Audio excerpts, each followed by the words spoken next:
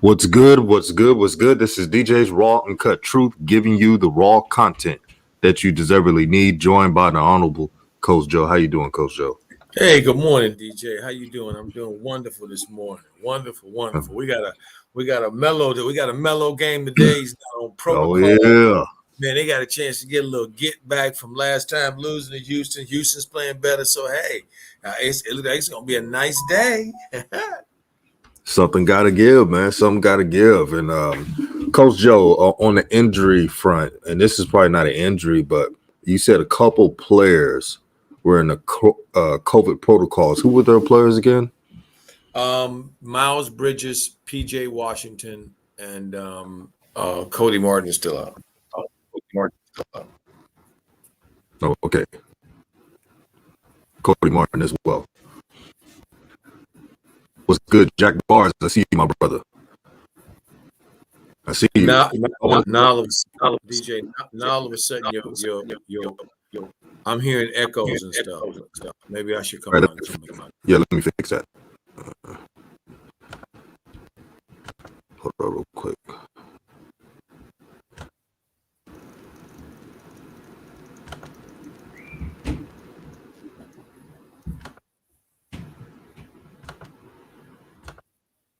Sounds All better. right. Sounds better now. Yeah, I Well, just fixed it. I'm still. Am I echoing? Oh, I'm not. No, echoing. you good. You good. Yeah. What's up, Hey, HL Kid? Shout out to HL Kid. DJ. He said, DJ, my guy, and Coach Joe. Hashtag raw truth. Merry Christmas. Happy New Year. Yes, indeed. Good to see you this morning. Snapshot Kyle says my favorite duo, DJ and Coach Joe. Thank you for that, brother. You know what Thank it you, is, thank man. you. The raw truth. That's right. Thank you, Snap. Appreciate you, Snapshot Kyle. Is it still Yeah, choppy, HL? No, I think he commented that before it was fixed, Coach. Oh, okay. Okay. Cool.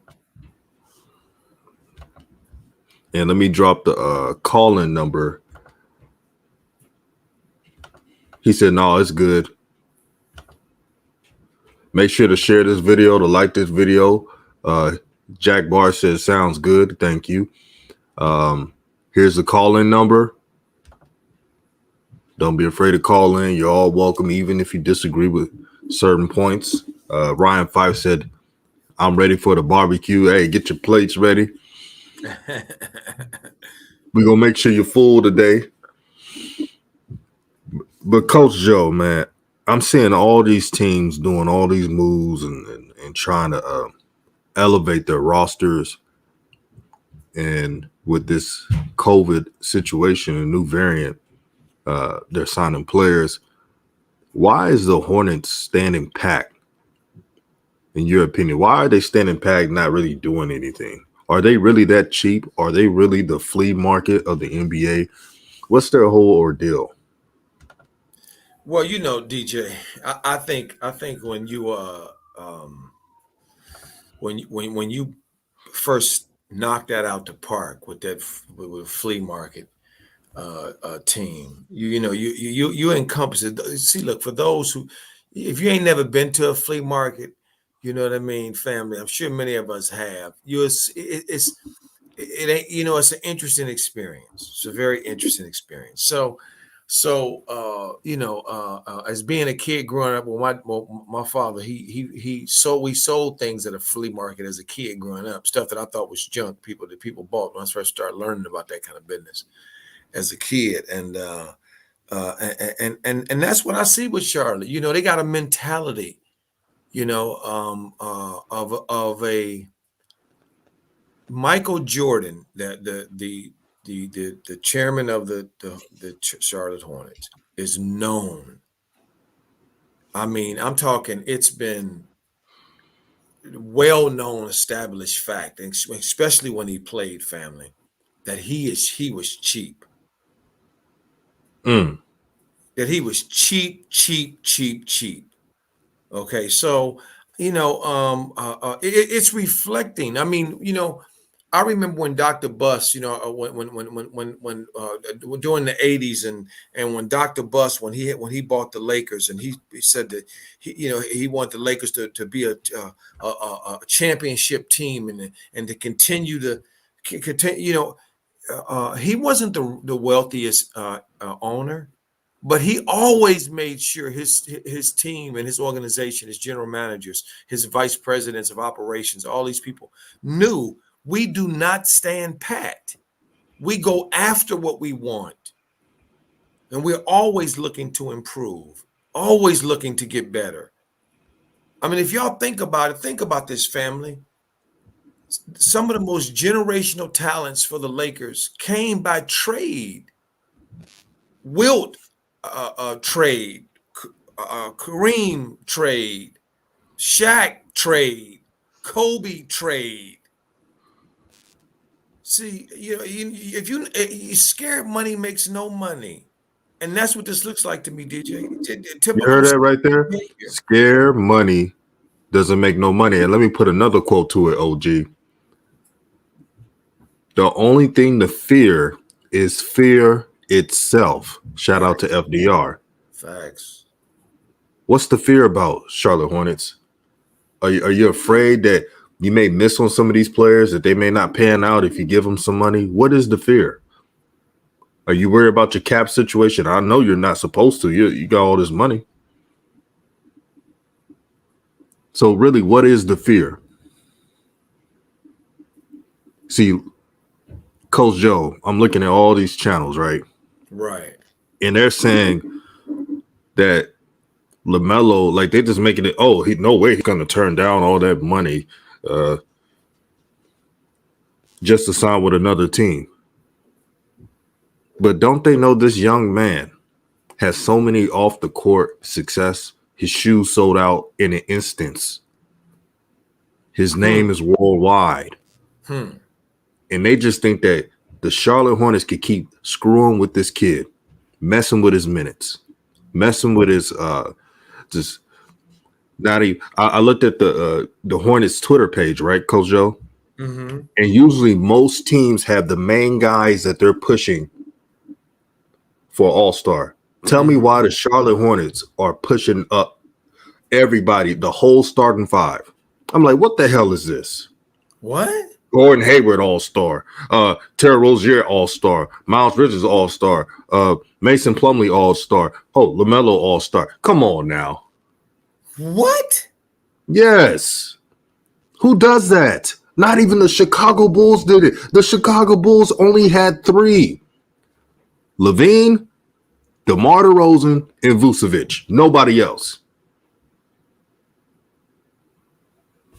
That's all they had. It's a game within a game, my brothers and sisters. This is weird. And I did notice, DJ, that that I saw an absence of information, and that to me was, it ain't, see, family, it ain't always what somebody do. It's sometimes what they don't do. See, and it's what the Charlotte Hornets just, what they don't do that bothers me so much. It ain't the stuff that they do. That's irritating enough, but the stuff that they don't do. When I look at all these other teams and I look at how they treat those teams, how the players on those teams feel, when I watch how they play, just think about this for a second, family. Think about this for a second, DJ. And this really encapsulated for me as well, DJ. I just sat yesterday, took some time yesterday doing the big game on Christmas, all the games on Christmas, and I watched a few of them, not all of them, a few of them. And I got to tell you, DJ, I felt so, how do I say, not at a loss, but at a loss for words to try to make sense of why we don't see no more of the Melo we saw in his when he went in his first year. The Melo that was the highlight Melo, the Melo that was the free Melo. We don't see that Melo hardly anymore. Have you noticed that, DJ? Yeah, it's the flying plays are limited. That's what I see. Uh, Yes. it's it's still he's getting his 28 and 8, but as someone that watches the game, I'm not seeing more of that, and that's a problem. This See, coach, that's right. Go ahead, DJ. I'm sorry. oh no, you're good. I'm saying this coach is really trying to again. Remember his press conference a while ago kept mentioning Manu Ginobili and Tony Parker. Mm-hmm. Um, he's definitely learned the psychoanalyzing ways from Greg Popovich. Here's the thing: Greg Popovich has actually won, and Borrego has not. And if Borrego could take off those Spurs colored glasses and put on some Hornet ones, maybe we'll see some change. Maybe we'll see a Hornets team that has an identity and synergy with the ball for once, instead of this ISO ball crap we're seeing, instead of this my turn basketball we're seeing. This is not good basketball. And if you're happy that they're 17-7 in the Eastern Conference, I don't know what to tell you. I don't know if it's because the Hornets haven't won that much. Probably it is. But this is not what the Hornets could be. If you're just happy that a team like the Hornets have 3 veteran players on the starting lineup, right, is Facts. only at 500, that's not an accomplishment. And shout out to Slim. Shout out to Ashley Just Souls. I see you, my sister. Shout out to Osmond. Osmond says we gotta see aggressive Mellow now. Now the answer to that, Osmond, is when a LaMelo's aggressive, is the coach going to keep looking at him when he's aggressive, when he messes up on something? Because he's only 20 years old. Listen, LaMelo's the only player who's judged as if he is a 10-year player. Facts. You know, when a veteran player messes up and that coach looks at him like, come on now, you've been in the league for a long time. Why in the hell is JB looking at LaMelo like that? Yep.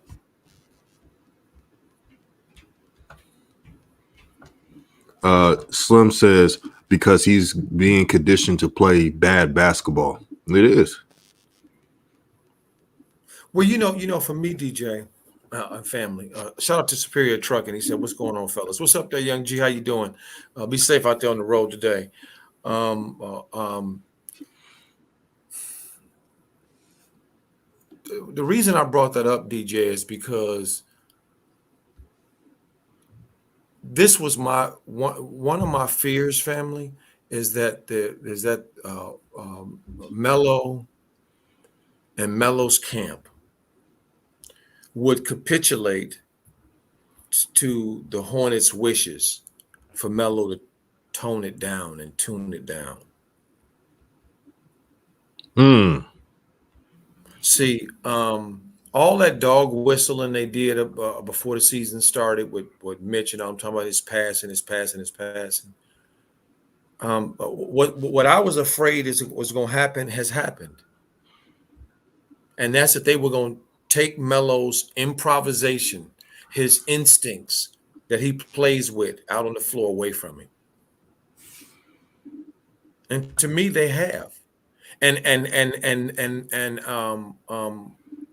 the beauty about Melo is that he's so talented that he can play either style.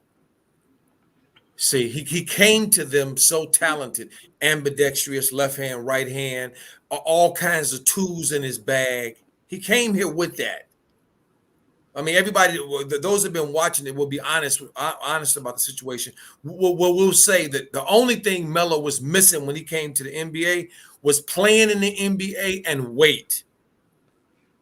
His weight. He just didn't weigh enough yet. That's the only thing that Melo really needed or was missing, and we know that. So now he's gotten a bunch. He's played now. He's starting now. He's gotten the playing time. His weight is up a little bit, but something still isn't right. And what's not right is magic. The magic ain't there no more. Mm.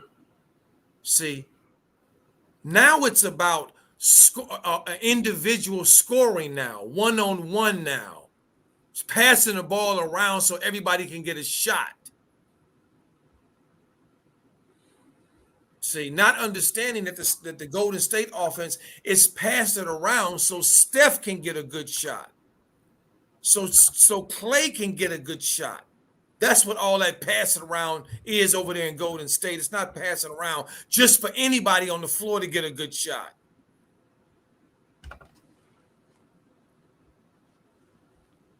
See, so for me, DJ, this is what it is. They've successfully, to me, damn, just almost they didn't broke our boy, man. He ain't Magic no more. He ain't Magic no more to me.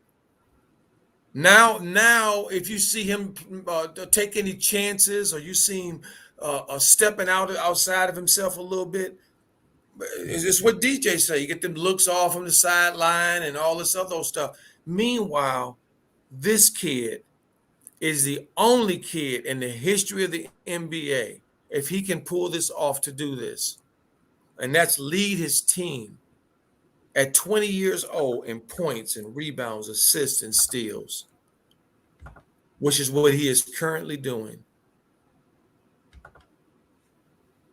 See, you got to be careful. You know, this reminds me of something that Benjamin Franklin said back when he was overseeing them writing the Constitution, when the Continental Congress was being written, and the Constitution. At the end of it, he said, he made a couple of statements, and one of them he said was, if you sacrifice freedom for security, you ain't gonna get neither. Woo. If you sacrifice freedom for security, you get none. See, and what Borrego has been, and Mitch Kupchak, what they have been pumping us with is to turn Melo, and to bug break Melo, and turn Melo into a regular run-of-the-mill kind of point guard who only looks at their barometers for what is success. See, Melo came into this league with two things in his mind: winning and entertaining. Winning and entertaining, family. Not separate, together. Winning and being entertaining.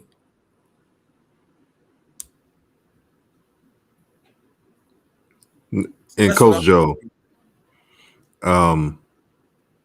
they think that we're the only ones that point this out. I've seen a lot of Charlotte fans question, why is their point guard, LaMelo Ball, why is he not handling the ball enough? Those are just one of the things. Why is he not the number one option? You go on Twitter, you see it all the time. You go on Facebook, you see it all the time. You go on YouTube, you see it all the time. They don't understand that. They do understand, but they're just arrogant as an organization to understand that you build around your point guard. Why in the hell am I seeing power forwards and small forwards dribbling the ball like they got all day to do it? Any coach with common sense would only give their small forward the ball a couple times if they have that Kevin Durant, LeBron James skill set. There's none of that on this team. Miles Bridges is a good dude, but Miles Bridges doesn't have handles like that. Facts. Same as Gordon Hayward. Gordon Hayward was a lost cause. Gordon Hayward was shipped to team because he was searching to be that number one guy. So what did he do? What's his calling card? He leaves when he loses his spot. He did it with the Jazz, and he thought he was going to get away with it with the Celtics, but Jason Tatum and Jaylen Brown had something to say about that. And then when LaMelo Ball got drafted, I can tell that Gordon Hayward was listening to the media hoopla saying that, oh, he needs time to work on his game. He's a little bit raw. LaMelo's raw. He needs to learn how to play the right way, quote unquote. So I'm sure Gordon Hayward took in the like of it, said, let me go to Charlotte, get this bag, and I'm going to be the number one guy to this team. Not knowing that LaMelo was raised to be a killer on the court, that his parents raised him to be. So he underestimated that. No matter how hard they tried against LaMelo to emasculate him on the court, messing with his minutes, all tons of bull junk, it did not work. It didn't work. The only thing that works is JB, he calls the shots. And how about this, Coach Joe? Remember that one game where LaMelo was sitting the whole fourth quarter and they won against Denver? Mm-hmm. LaMelo was clapping on his teammates. Good job. You're doing great. Being a good teammate. Being cheerful. They should be ashamed of themselves. You got a good kid right there who wants to win, but you're trying to take away his moment. If he does not make an all-star team this year, I'm telling you, Coach Joe, I will say the ether of ethers. Well, Because I've been polite. I've been polite lately. I'm gonna tell you, DJ. I will be shocked if he gets picked. Shocked. Do you hear me? Lonzo gonna get picked over him, in my view, right now. And guess what they did? Guess what I found out, Coach Joe? What's that? When I talk about the game within the game, I hope you guys listen. DeMar DeRozan, why is he getting votes as a guard? Facts. He's not a guard. He's not. He's a small forward. He's playing in the front court. That's right. I mean, you know why they're doing it? Yeah. Because KD and Giannis are the leading votes. So they're trying to get him in there. And I know he's getting good stats. But this is what I'm talking about. This is the politics I'm talking about. He's not a guard. He's never been a guard. All I got to say is if anybody is over LaMelo, Darius Garland, I'm hearing names of Darius Garland, but Darius Garland is not even one of the reasons why the Cavaliers are winning. That's Evan Mobley. No offense to Darius Garland. He's a good shooter, but his job is to shoot threes, and he gets a lot of open looks. Because you know why? Evan Mobley gets double teamed. Evan Mobley is the guy. Facts. This is what they don't tell you about. This is the crap they don't tell you about. And shout out to Jaheim Nesbitt. Shout out to Hamrick. Hamrick says, I'm seeing a lot of pundits to pick LaMelo, but yeah, DeMar is being chosen guard is weird. You see it too. It's not no damn good. That's like putting Kawhi at guard. You know Kawhi Leonard's not a guard.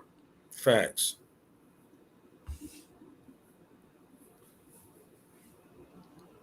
Shout out to the Pope. Thank you for tuning in, my brother. TB says, Manu is a different player than Melo. Yes, they both had the skill set with the ball. Yeah, they're different players. Manu could have been a superstar, but in the Spurs, they condition the players that if you go away from the Popovich system, you can't win championships. And that's a front. If Manu Ginobili averaged 30 points per game with the Tim Duncan area, they would have still won championships. That's just what coaches do to psychoanalyze. Facts. Shout out to the Pope. What's up, Pope? How you doing there, young G? Shout out to Jaheim Nesbitt. He said, "What's up, DJ and Coach Joe?" Hashtag Raw Truth. Alan Turner says, "Coach, opponents can't teach Melo nothing. He's teaching himself by playing against the skilled players he faced." Facts. All that's facts. See, and that's why tonight I'm gonna watch real close. And you know something, DJ? You hit on a point just here earlier. You're absolutely right. When you look at that Golden State team, right, and everybody used them as an example because they are the current move the ball around success story, and not have the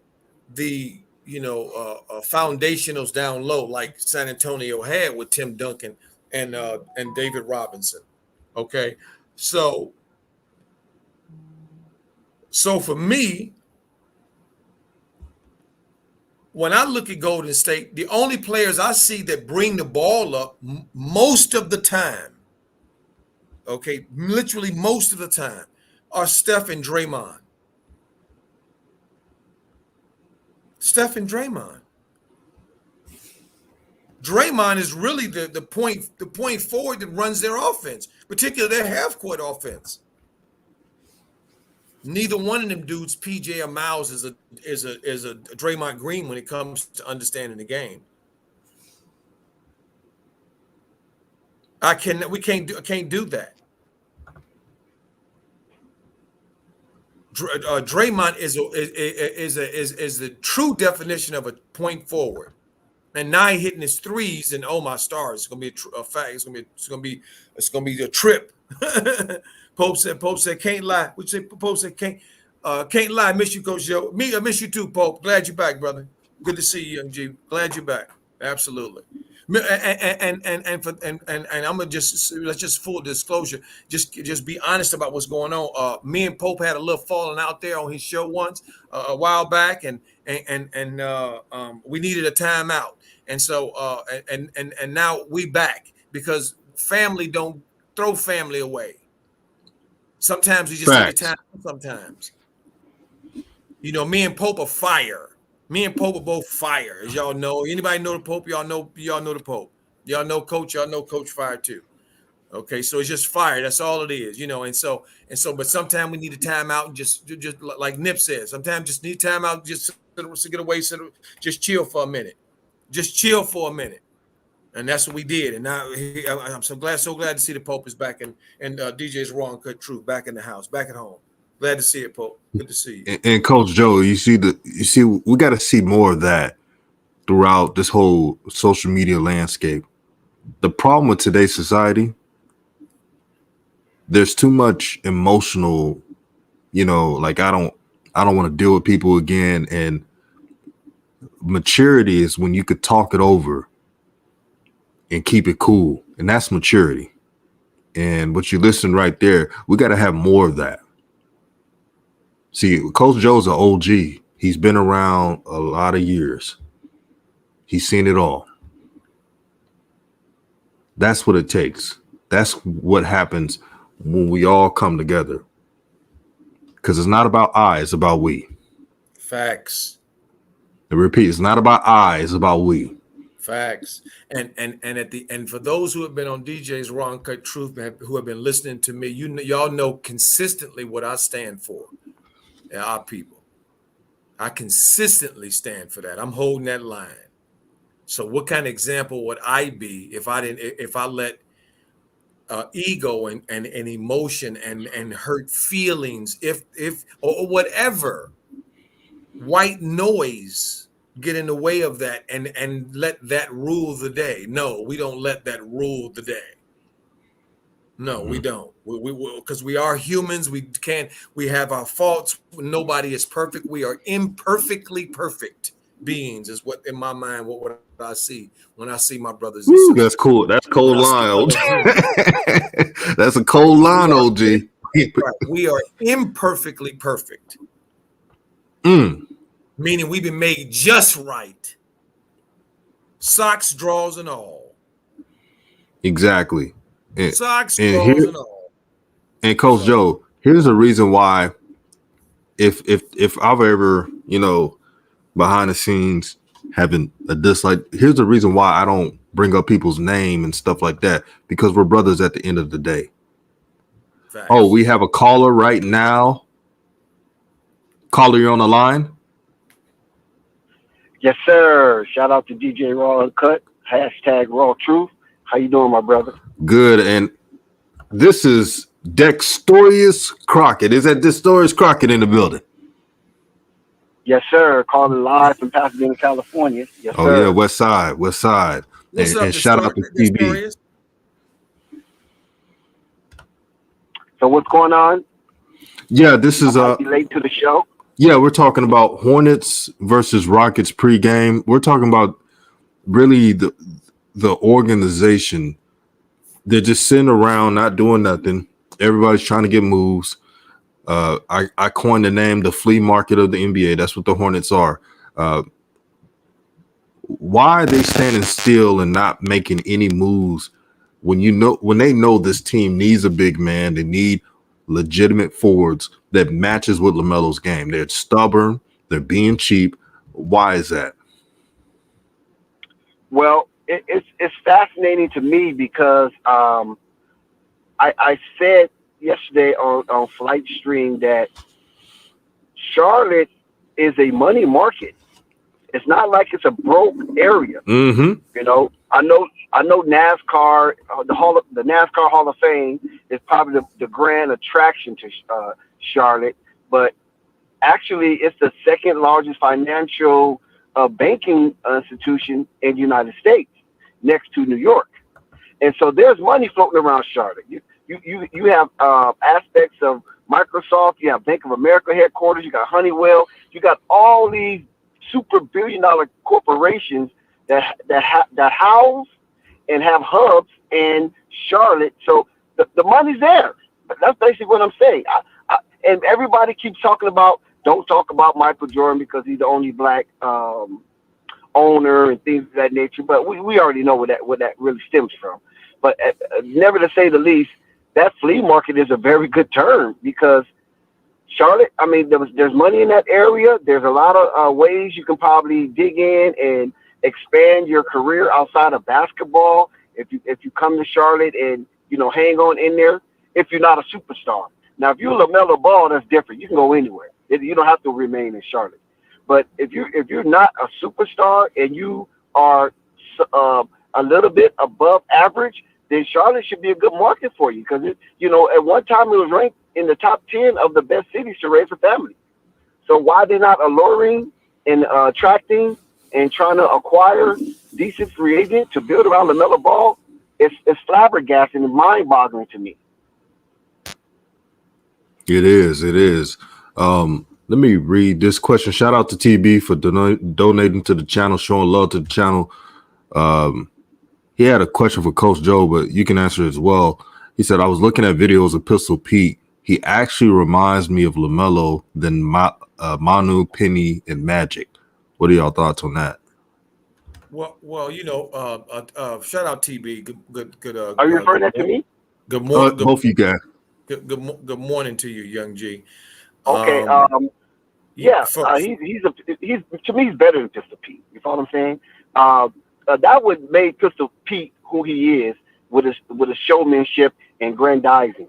But LaMelo Ball is above what Pistol Pete has to offer to the game because Melo can do that as well as Melo can play straight fundamental basketball and still surge and thrive in any type of system that chooses to have his services in. Yeah, what do you think, Coach Joe? Can Dexterous Crockett hear me? Can he Can you hear Coach Joe? Coach Joe. I can't hear Coach Joe. Oh, he said. Okay, he said he can't hear Coach Joe. Okay. Can you hear me now? No, I guess he can't hear me. I only can hear you, DJ. I don't hear anything from Coach Joe. Okay. Let me try to fix that. Can the family? Can you hear me on the stream? Yeah. So they can hear him. They can't, but I can't for some reason. How about this? How I can organize this. I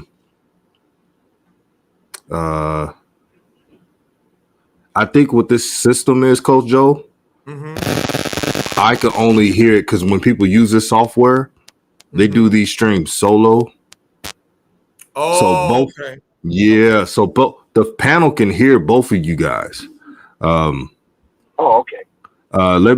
So Dex, I'm gonna have Coach Joe explain it, and then I'm gonna go. What do you think? I'm gonna give you a question, something else, Dex. How about that? Okay. Yes, sir. All right. So, Coach Joe, what do you think about what was stated about Dex about the Pistol Pete? What's interesting to me about that question, DJ, is that the short answer I would say is yes. Okay, TB, yes. Melo does remind me more of Pistol Pete than he does any of the rest of them, but he's starting to look and remind me a lot of Penny as well. Okay, but what I want to point out is that Pistol Pete was one of the first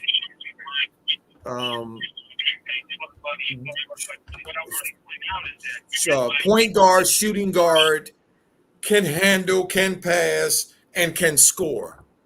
So Melo, and to me, is in that mode as well. And that's what makes him to me more like Pistol Pete in terms of his showmanship, all of his showmanship. Penny was showmanship as well, but it's just something about, to me, Pistol Pete used to pop off the page the way that Melo pops off the page. Just seeing Melo do layups like, oh, look, did you see that? Or it's just something about him. That's what I mean. All righty then. Shout out Dexterous. How you doing there, my brother? And Dex, I see you got it on the background. Righty then. So when you hear when you got it on the background. Righty then. So when you all right, I had it muted. So this is a little bit new, but this is the new rules. The new rules is after you talk, you can have the background of the show on, but I put you on mute. And then once you're on, mute the device you're having the show on so there's no background noise. That's for anybody that calls in.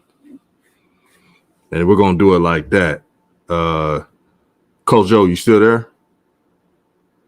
I'm still here. Yeah. I was wanting to make it a little organized on that. But you guys make great points. LaMelo is something that we haven't even seen before. As a player, as somebody that's been around in just a year and a half, he's 101 for a reason. He's selling out everything. He like Dex said, he doesn't have to go back to Charlotte. I don't know why people act like, oh, he's just going to sign a contract. Who's going to turn down that money? We don't know what he's going to do at all. What do you think about Dex, about LaMelo's future? I think he went off the line. Yeah, for me, DJ, I like to bring it a little bit back to if we can, DJ, back home here. About yes, to me, this could be another trap game for Charlotte. Last time they played Houston, this was when they were going on that road trip where Houston was the first leg of that Texas trip where they were really bad and they got beat pretty good on that trip.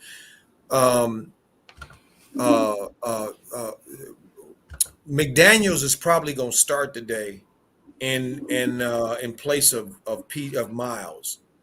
Now, Thor is probably going to play, or Vernon Carey, I'm hoping, plays in the backup center spot. So, to me, if they don't push the ball, if the ball isn't, Melo doesn't have a high usage rate, they're gonna be in trouble tonight in this game because Houston is playing well. Gordon is back. Wood is playing well. They still don't have Jalen Green back yet. I don't think. I think he's still out, which seemed like he's been out for a long time. Yeah, it's been a while. It's been a while, huh? So, yeah. So it's gonna be interesting to see tonight. But I'm hoping to see a real aggressive LaMelo, so that he can push JB's hands. See, because I think that's the only way. The only way this situation is gonna come to a head. Something's gonna have to happen. In other words, somebody's gonna have to take a pin and poke it into that we are all family living in the small world. Somebody got to push a pin and bust that bubble that everything is all well and mellow land, because it's not. Mm-hmm. We have another caller in. Caller, you're on the line. Hey, what's going on, man? My name is Jake Bars. I'm from Indianapolis. I just found y'all probably about a month or two into the season. Big Ball Brother fan over here, so I figured I would call in and shoot the breeze for a little bit, man, because this is right up my alley right here. All right. What's your name? Appreciate you having me on, by the way. But when y'all were talking about why the Hornets weren't making any moves, me being from Indy, you know, I've seen, you know, and I just turned 25. So, I mean, back when I was real big in the ball and into Pacers and stuff, you know, we had Stevenson, we had Paul George, we had you know, Hibbert. We were making runs in the playoffs until we would have to meet LeBron, unfortunately. And I was having the time of my life as a Pacer fan over here. But now, obviously, you know, they got this cookie cutter team that everybody wants out of. And that really surprises me why the Hornets haven't tried to make a move for somebody like a Turner or a Sabonis, because I think LaMelo would thrive with the big that could complement him, especially preferably Sabonis. And I know how Indy, you know, we always love them hometown guys, and I think it's inevitable that Gordon Hayward's going to end up here before his career is over anyway. So I know Pacer fans, some want them, some don't. I think that, you know, it'd be cool if maybe there could be a three-way trade involved or something where we could, you know, get Sabonis or Turner, preferably Sabonis, to the Hornets if they're going to get LaMelo any help at all. You know, that's just what I think on it. Good point. Good point. Yeah, they got to make sure they do some type of move, man. We're not even most Hornet fans or LaMelo fans in general. No one's asking the Hornets to put out the red carpet and spend like $100+ million another. All we're saying, there's enough moves to be made. You see a problem, you got to fix it. There's no excuses. I don't want to hear that Jordan is not the top echelon of earners as an owner. You can make something happen. Again, like Coach Joe has pointed out, Michael Jordan has always been cheap. Luckily, I don't work for the Hornets, so I can say this. You know, if I work for the Hornets, you know, this is how I would sound if I worked for the Hornets. Hi, my name is DJ. I just want to let everyone know, calm down. James Borrego is doing a fantastic job, and he's really trying to transform LaMelo's game. He's not trying to hinder it. So don't listen to all the other people saying that LaMelo is just being influenced in a bad way. James Borrego has been a winner as the bench guy of the Spurs. His job was to give towels to the players for the Spurs and hold the clipboard. So I don't want anybody to be alarmed, because the Borrego way is the way. It is the wave. I just want to make sure everyone knows that the Charlotte Hornets have done a credible job. Look what they done. The Charlotte Hornets gave Gordon Hayward $130 million. Gordon Hayward is a very, very nice player, and he can shoot. He really has a chance to be a star. I think he needs to be an all-star, even though he's, 30-some% shooting, and I know his defense is not there, but still, he's a leader. The teammates love Gordon Hayward. So I just want to let you know it's not all about LaMelo. Yes, he has superstar potential, but he's got to wait his turn. He's got to wait for 4 years. See, when he gets to the Manu Ginobili level, then you will see LaMelo be utilized more. But JB has to transform his game into his image. I'm wrong. You had me sold. I almost believed you for a second, man. Hey, brother, can you hear Coach Joe? Only the system, right? You can only hear me, right?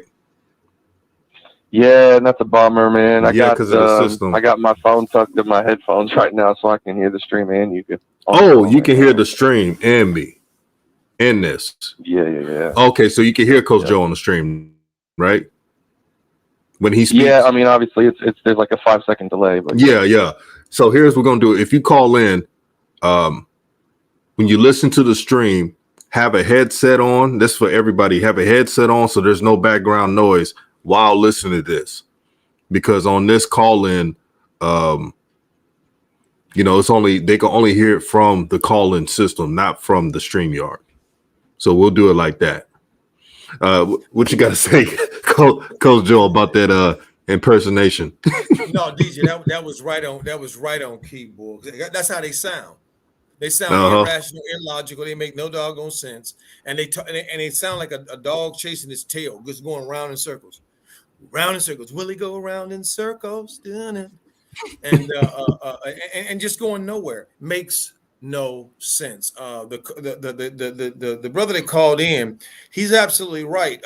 Indiana is a franchise we can look at a market that we can look at to compare Charlotte to. And yes, they have Charlotte has an infrastructure, as Dexterous said, about the companies and so forth and so on. However, it's not just that. It's that we got to understand that Charlotte is competing and Indiana is competing with all of the markets. It's not like they're competing with just the small market teams. They're competing with everybody. See, that's why you got to come to the table with a no scared attitude and have a mantra of, this is what we're going to do. This is how we're going to get better. This is how we're going to build a champion. See, but you don't hear that with them, because they that's not what's on their mind. Their mind is maintaining.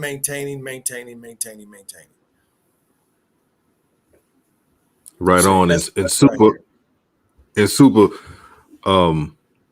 That's you on the comments, right? Super caller.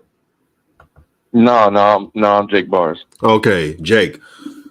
So, Jake, what do you want to see from the Hornets going forward? What do you want, not only this season, but for the future, to fix what's going on? Because it's not, 17-17 in the Eastern Conference is not really all that. I'm trying to tell people that I don't know if it's because the Hornets are just used to mediocrity, but it's not really all that record. Right. Yeah. And it's crazy. I noticed on Christmas Day the Celtics had a similar record. I didn't realize that their record was that bad either. But I would just like this, like if they plan on keeping LaMelo, because we know he's only got next year, and then he's up to resign and go wherever he wants. Correct? Isn't that right? He's got a year left after this year with the Hornets. Yes. Okay. And Miles, he's got the next 4 or 3 or whatever it is now, but. If they plan on keeping LaMelo, I would like the Hornets to somehow get a solid big, somebody that, a good pick and roll type of guy, somebody that can, bang down low and hold his own, somebody that can get rebounds and kick it out. Because LaMelo is a magician with the ball. He can score, or he can get 12 assists a game if he wants to. It doesn't really matter how he cooks, but I just think giving him a solid 4 or 5. Giving him a solid 3, somebody that can hold it down on defense and still, get you 15 to 20 a night would be cool, because obviously he's got to be the primary focus on that team. He's just built different. Obviously, we know from Chino Hills and Lithuania, this kid's got something, and he should be treated as such. And, he can go anywhere he wants. So if they don't figure it out soon, I don't think LaMelo is going to be a Hornet. And I think within the next couple of years, the only thing you're going to be seeing all summer on ESPN is where's LaMelo going to go. Mm-hmm.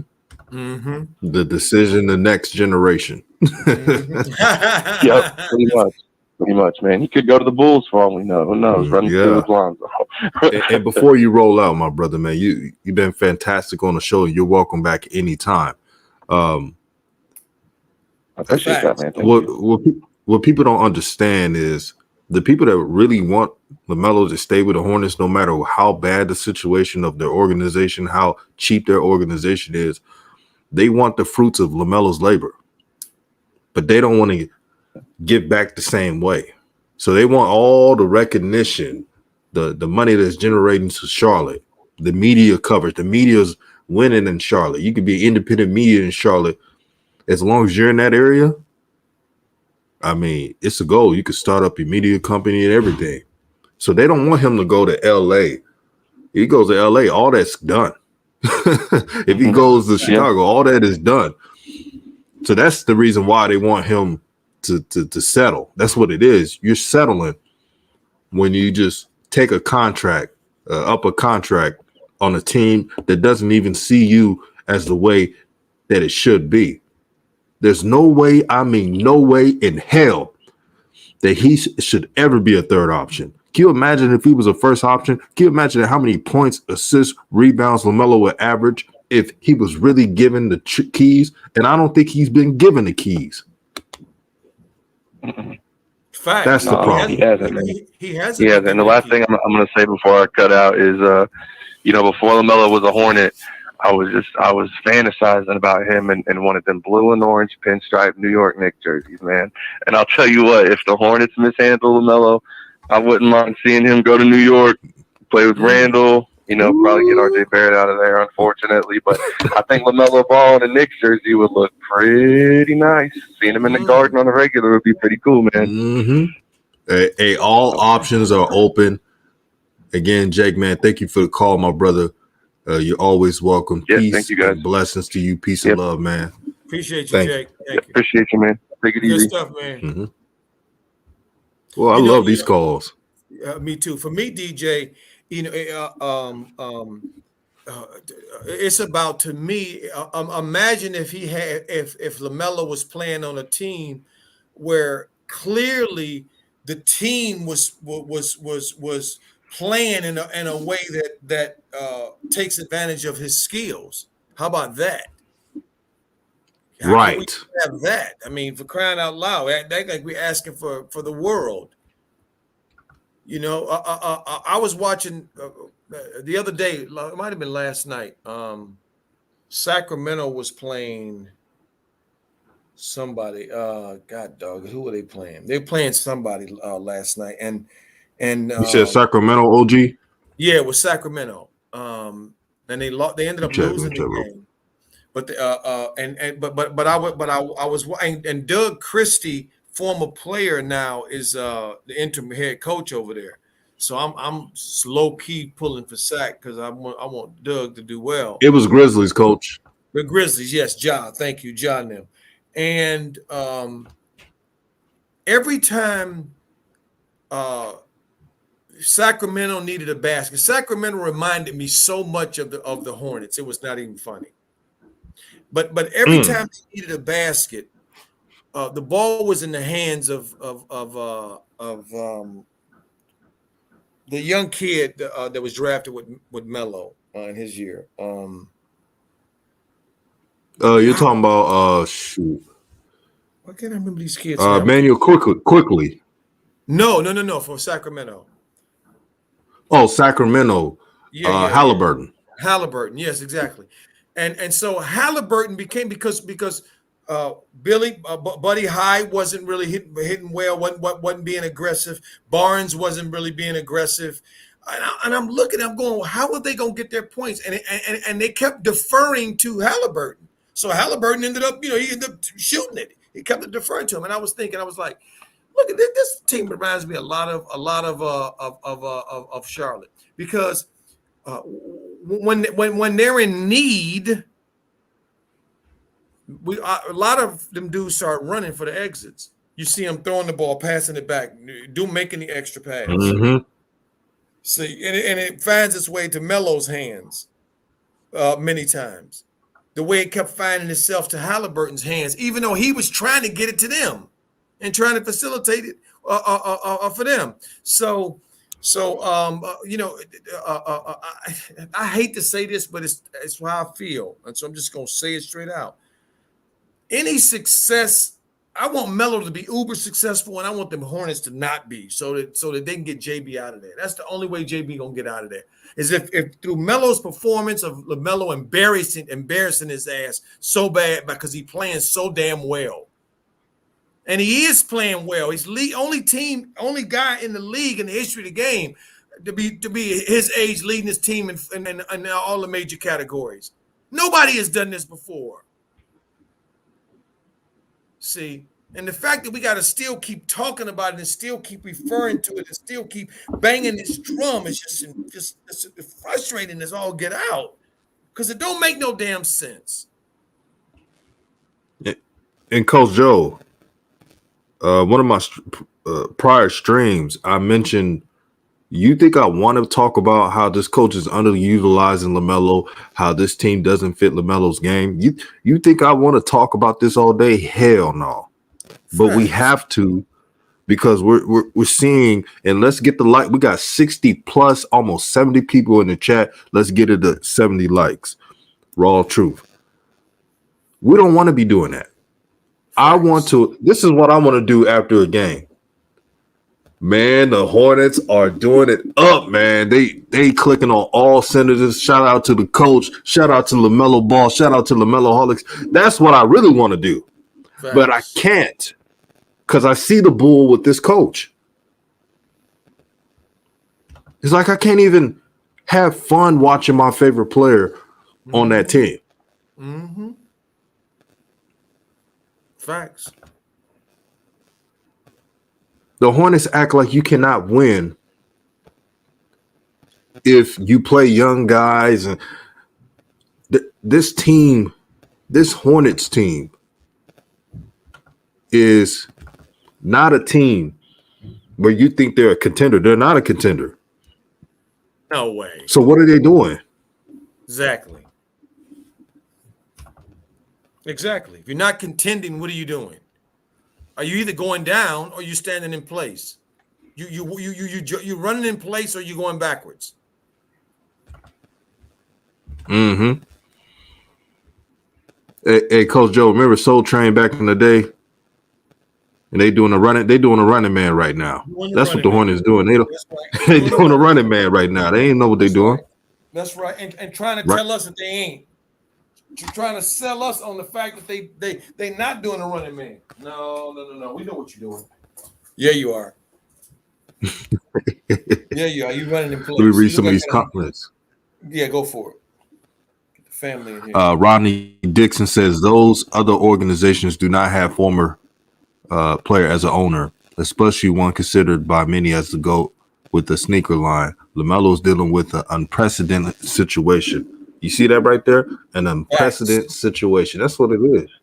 Facts. Let's call out the bull, man. I hate having conversations with people that say, "Well, DJ, I don't think it's best to be so just aggressive with your tone, DJ. It could be a distraction." Why? For telling the truth? If distractions are, if aggressive language in speaking truth is so much of a problem, then we don't know what truth is. Facts. That means we're just comfortable in listening to lies. I'm not going to shut up. They're facts.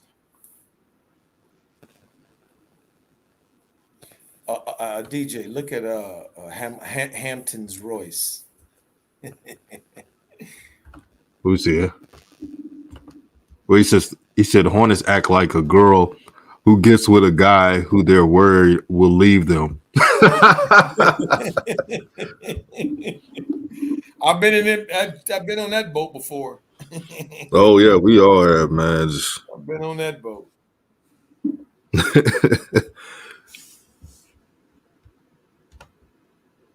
Like, you can't leave the house. Like, what you mean, girl? I'm a grown man. Let me see your phone. Yeah, let me see your phone. Let me see your phone. JB be asking Melo, let us see your phone, Melo. We gotta start those tampering charges early. We Right. know they're talking to you. Insecure. But this is the thing about that what he said, DJ. That is so cold. That he's absolutely right, because that is so cold. Because if you ask her, well, why are you jocking me like this? What's wrong? Right. You ain't gonna get to the truth. And the only way you're gonna get to the truth is if you face it, not if you run away from it. You got to face it. Why you want my phone? Who you think I'm talking to? See, and that's what the media is not doing in this situation with JB. They're not holding his feet to the fire. See, because they're used to mediocrity as well. So when they get a little bit of sunshine, oh my stars, they turn into fairies, for crying out loud. Turn into fairies, for crying out loud. It makes no doggone sense at all. But this is what we see. Their expectations are so low. So that's why, to me, the only way out is Melo just going off and just doing his thing, and then he's just exposing this dude for what he is, a low grade hater. Dude is hating on his own player. Hey, Coach Joe, he's scheming right now as we speak. All right, we need a win. This is JB speaking. We need a win, but we got to find a way where LaMelo is not the only one helping us with, because it's not all about LaMelo. Let's play him 7 minutes, rest him for 5 minutes, and barely play him in the fourth quarter. He has to get his rest anyway. See, that's the bullshit I'm talking about. Mm-hmm. If anybody on that team needs any rest, it's Gordon Hayward. He's more brittle than a brittle snack. You look around, he's just aches and pains, man. He's like the freaking mummy right now. Mm-hmm. He's beyond the upper room. Facts. And I don't care if he's averaging 18 or 19 points. Right. Lisa OG? That's exactly right, DJ. Because this is the thing that infuriates me. Okay, with this talk of whatever Terry's doing, whatever Miles is doing, whatever Gordon is doing. Okay, if the results of what they're doing is no better than 500. Okay, what are you celebrating? What are you celebrating? If it's not better than 500, you're not better than 500. It makes no sense. And I heard JB the other day. I read a tweet or something the other day on, it might have been on a Charlotte page. He was just blowing such. He was up there blowing all this smoke about Ish Smith. I mean, this. See, family. This is the lie that JB is pushing, and why it's so offensive to my sensibilities. Because this is the proposition that he's saying. He's saying the only way we can win games is if we play this particular style, the way that this style that I want, this passing the ball around, this everybody offense, everybody can score, everybody can do this. So then when that produces 500 results, then he comes back and says, see, if we don't stick with this, we'll be below. When the fact of the matter is that this style hasn't produced anything, really. It hasn't produced really any success. But he's already put it up on a pedestal, and now saying we got to continue to go this way because then we'll go to nothing. We'll go down. We'll go down. Wait a minute, what? So if you play with the ball in Melo's hands, the way they do it in Indiana, I mean the way they do in Atlanta with Trey, the way they do in Memphis with Ja, all around where these point guards are. So if you play like them, Chris Paul, the ball is in his hands. Okay, down there, Steph Curry and Draymond, the ball's in their hands. So what are you saying? If the ball's in Melo's hands, y'all can't be successful? That's what he's saying. But he won't just come out and say it, but he's saying it in his actions. And that's what's so damn offensive to me, because it's a damn lie.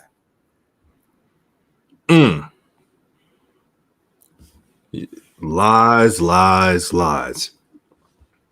Again, this is what James Bregel wants his team to be. He wants it in his image. He doesn't want a player, again, the Spurs way. But if you are not winning, and yeah, get the likes up. We got 70 people in the chat. Also, yeah, Coach Joe is cooking Juju. He's cooking. I'm going to send the link. Rockets versus Hornets live stream. Coach Joe will be there. I would have been there, but unfortunately, I got to fill in the shift. So I will not be on the game live, but I will be on the call-in show post-game. Here's a link for Hornets versus Rockets live stream. Make sure to hit the notification so you can get on. So you can get reminded that it will be live. So I just pinned it. So make sure to hit the notification on there to get the link. Ant Learn is in the building. What's good with you, OG? What's He up, said, how you doing, Coach? What's up, Juju? What's good? How you doing, man? Good to see you, Juju. Hey, Coach Joe, you missed a couple of days and you came back with a vengeance, man. man, I sure did, DJ. I mean, because it's so obvious what he's doing, and they've fallen for it. Like it's actually a thing, like it's actually something that's gonna lead to success. See, and it's not. In any way at all, is it gonna lead to any success? It's gonna always You be know what I mediocre. compare this to, Coach? What's that? I don't know if you guys seen the movie The Faculty, where it was like aliens that possessed, and everybody was doing the same thing. They went to the high school, everybody was possessed. Everybody was like they knew something was weird. Like, how is everybody just agreeing with everything? That's what I compare this Hornets situation. The Hornets media, they out here, they're doing it right now. Everything's good. They're shouting out other players. Every time they prop up LaMelo, they got to bring everybody else with it. That's the thing that's odd to me. Because when you're that guy, you get that lone shine. It's always been that way in sports for years. So when LaMelo gets an accolade, everybody else got to jump in. I'm like, come on, man. And that's what I'm talking about. But you know what, though, DJ? It's so you know what?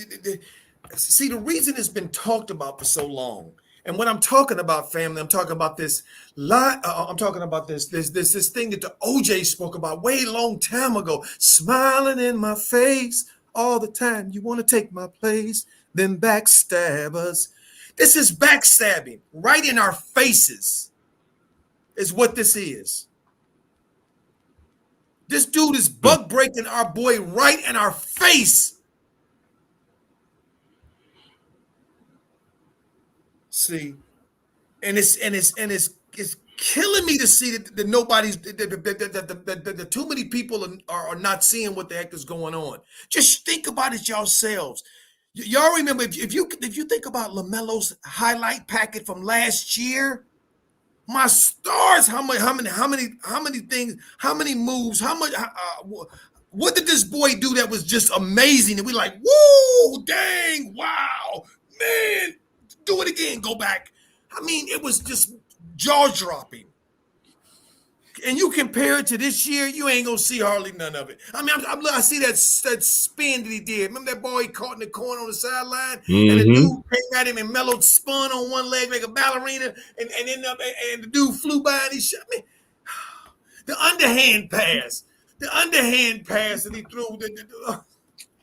Family, I'm seeing it, man. We got to do something. We got to do something, DJ. I don't know what we're gonna do. We got to do something. We got to keep banging this drum. We can't let them dudes take our boy from us, man. He trying to take our boy from us.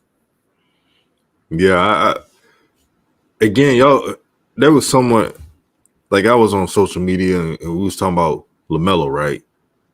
And someone DM'd me and asked me about,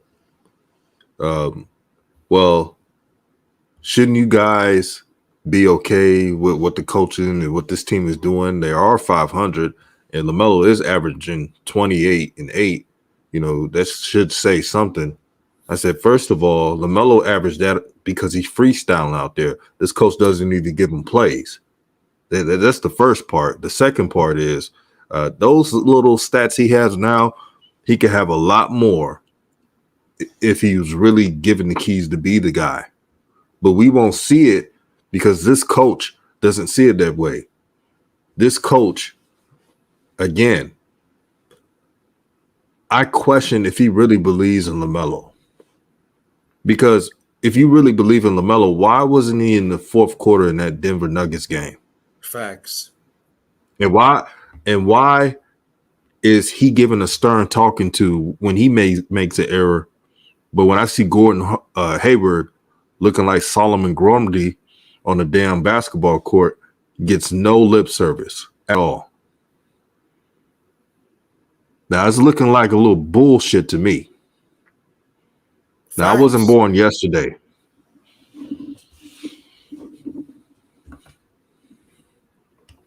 Call me Fahu says, facts, coach.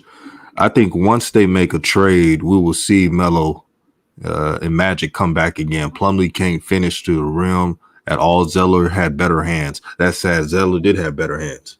No, you're right. Facts. How you doing there? Call me Faye. Good to see you there, Young G. Hope everything is well your way. You see Duke's comment, coach? He said, coach, the hate been bothering me too. That's why when they say it's about the money, Melo don't need the money. The West is calling Melo. There we go. Exactly. He's going back. That's right, Duke. That's right, Duke. You absolutely right. You absolutely right. Absolutely right. What did Hampton say? What you say? Wait, how about Hampton? What did he say that DJ Hampton? We'll go to Hampton real quick. Oh yeah, I got to read this. He says when LaMelo makes the All-Star game, this BS disappears because the media and fans will scrutinize everything. LaMelo is an All-Star. Why is Ish in the game? Why is Rozier taking the last shot? Oh yeah, that is. I'm glad you point that out because I believe that can free LaMelo, quote unquote. Because I know it's a sensitive society, quote unquote, free LaMelo. That's what it could do. If LaMelo Ball and Coach he'll be back on. If LaMelo Ball makes the All-Star team, then you will see local media having to speak out more. If LaMelo makes the All-Star this year, this is one of the biggest accomplishments a young athlete has had. He's 20 years old. He's being used as a third option, and usually third options don't get All-Stars. But it will show the whole world, the whole general public, that this young man fought his way back, fought his way to get to the point of success. And they can never take it away from him. Also, I want to address something, man, and we got to keep it real. We got love for Zoe. We got love for Jello and everything, but we got to be everybody's not at LaMelo's level. Coach Joe, you're back? Coach Joe. Yes, I'm back, DJ. Yes, sorry. For some reason, I got kicked out because I was just chomping at the bit over here. Family, think about this a second. Think about this for a second. Which scenario makes more sense to you guys? Point guard in the game. Coach think the point guard is struggling a bit, puts the backup in. The backup comes in, plays well in his minutes, staunches the bleeding a little bit. Once things get back to on track or back the way the coach wants them, whatever, he puts the starter back in, right? Or starter comes out of the game not having such a hit the coach's mind, not having such a good game, puts the backup in, the backup's playing well. Looks over at the start and says, "Well, you know, I think I'm gonna go with the backup the whole rest of the game because we got to win this game, and I just don't believe in him." Which scenario you think is happening? One or two? See, this is what he's telling LaMelo by keeping his ass on the bench, and he's telling the rest of the team this too. We don't need him. He don't need to be the closer. See, a backup point guard's job is to come in and to produce off the bench, to keep the team rolling. That's his job, not to come in and replace the starter. Only in Charlotte is this shit going on. And then go to the press conference and blow smoke up everybody's ass like the backup is all in a bag of chips. Ish Smith ain't nothing that we ain't seen. He been on 14 different teams. He ain't nothing the rest of these teams that ain't seen. This Ish is ridiculous. And that's why I'm looking at tonight's game. At some point, I'm hoping that, I don't know, COVID or something happens when Melo just tells JB in front of everybody with his play, F you, and just do what he want to do. And dare him to do something, dare him to take him out. Get up off the bench and walk to the scorer's table. And put this clown on blast. I'm sick of this dude. Coach Joe, I like how you put that. You put Ish at the end. I'm sick of this Ish. I'm getting sick of seeing this shit. No offense to him personally, but he's really trying to you see what he's doing? He's trying to reincarnate Ish Smith to be his new Tebe. That's clear as day. Without a doubt. See, the fact that he's telling you he needs a Tebe, DJ, is to me is where the problem is. The fact that a Tebe is necessary when you got a dude right there who cancels all that out. You don't need no Tebe.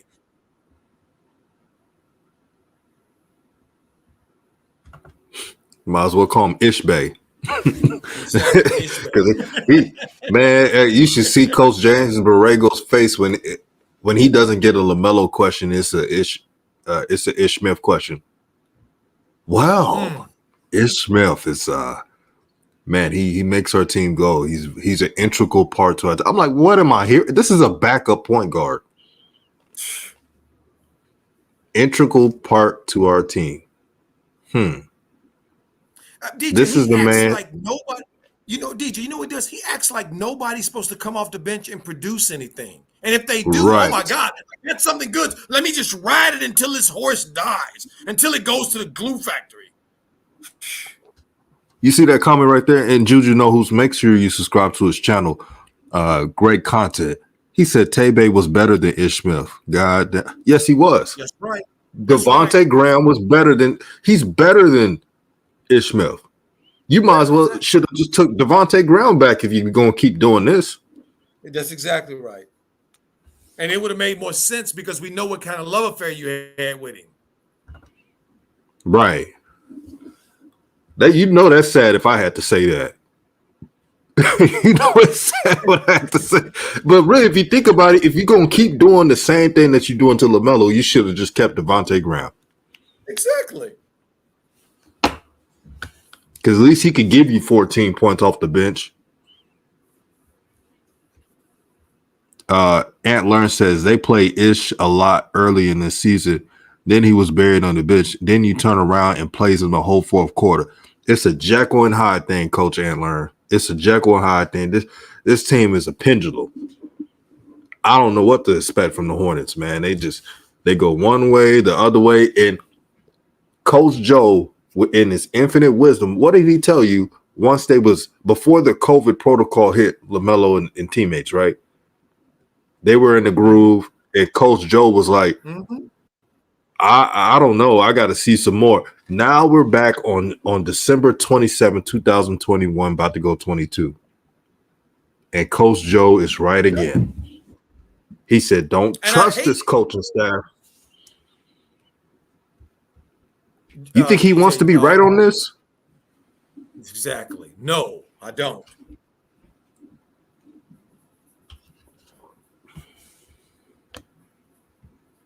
Hampton Royce said, facts, Coach Joe, you can see the players taking their cues from Borrego. That's why his teammates don't pass him the ball or look for him. Borrego and the players want to prove they don't need Melo. DJ, don't you talk about this all the time as well? We see it. Mm-hmm. Yep. How much they took Melo off.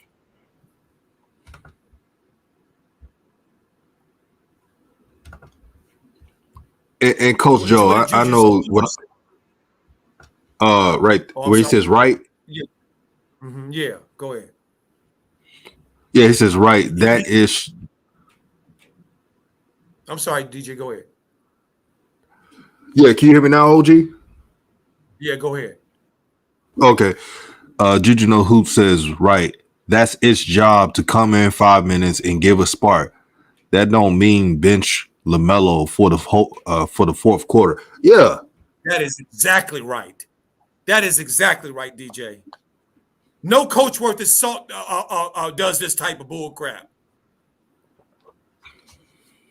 And DJ, I would like for you to highlight VC the visualizer, because he's got a different point of view. Go ahead, DJ, please.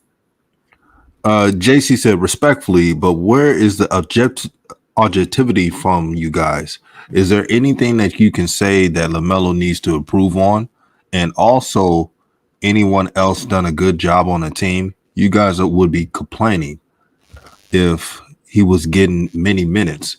Let me answer this first, and then Coach Joe, I know he's going to have an excellent take. Thank you for tuning in. It's all love, my brother. You can disagree. But were you there when I made a video about LaMelo being passive? Don't worry, I'll wait. I made a video about that. So when I say LaMelo's doing well and everything else, then people want to come out and say we're not objective on LaMelo. I've also added that LaMelo needs more weight. I've also added that he's only 20 years old, and I'm going to judge him as a 20-year-old. See, if LaMelo still made the same errors as a 25-year-old, oh yeah, then I'll say something. It's just like Lonzo. If you watch my earlier videos when Lonzo was first and second year in the league, and they're not there anymore, the older videos I used to have, I judged Lonzo as a second-year player when he was playing for the Lakers. Now that I see what he is now, and he's been having a good 2 weeks, but I judge him differently as a veteran. That's what it's all about. It's about seeing the age of a player and judging them accordingly. So there'll be a new rookie next year. You know how I'm going to judge him as a rookie? Cade Cunningham, when people was shitting on Cade Cunningham, talking about Cade Cunningham is not all that. Now Cade Cunningham is balling right now for the Detroit Pistons. But who was the one that said, hey, give Cade Cunningham time? I did. Facts. Because he was a rookie and a young player. We got to learn how to judge players based on the years, age, and experience. I would never judge LaMelo like he's been in the league for 10 years. Because that's not right to him, and that's not right to any young player in this league. Cole Anthony, same thing. They were nitpicking Cole Anthony's shot selection. I'm like, hey, he's a young player. It's the same thing. He has room, like Tichy says, LaMelo is 20 years old. He has room for improvement. He's not a veteran player. And I get the deal, OG. What they're trying to do is LaMelo has a lot of people that's jealous of his success. There's people that said, oh, LaMelo shouldn't have a $100 million contract. He didn't play in college. They said this stuff. How's a 19-year-old supposed to have $100 million off the year? He ain't Zion. That's what they said about this kid. Mm-hmm. He ain't LeBron.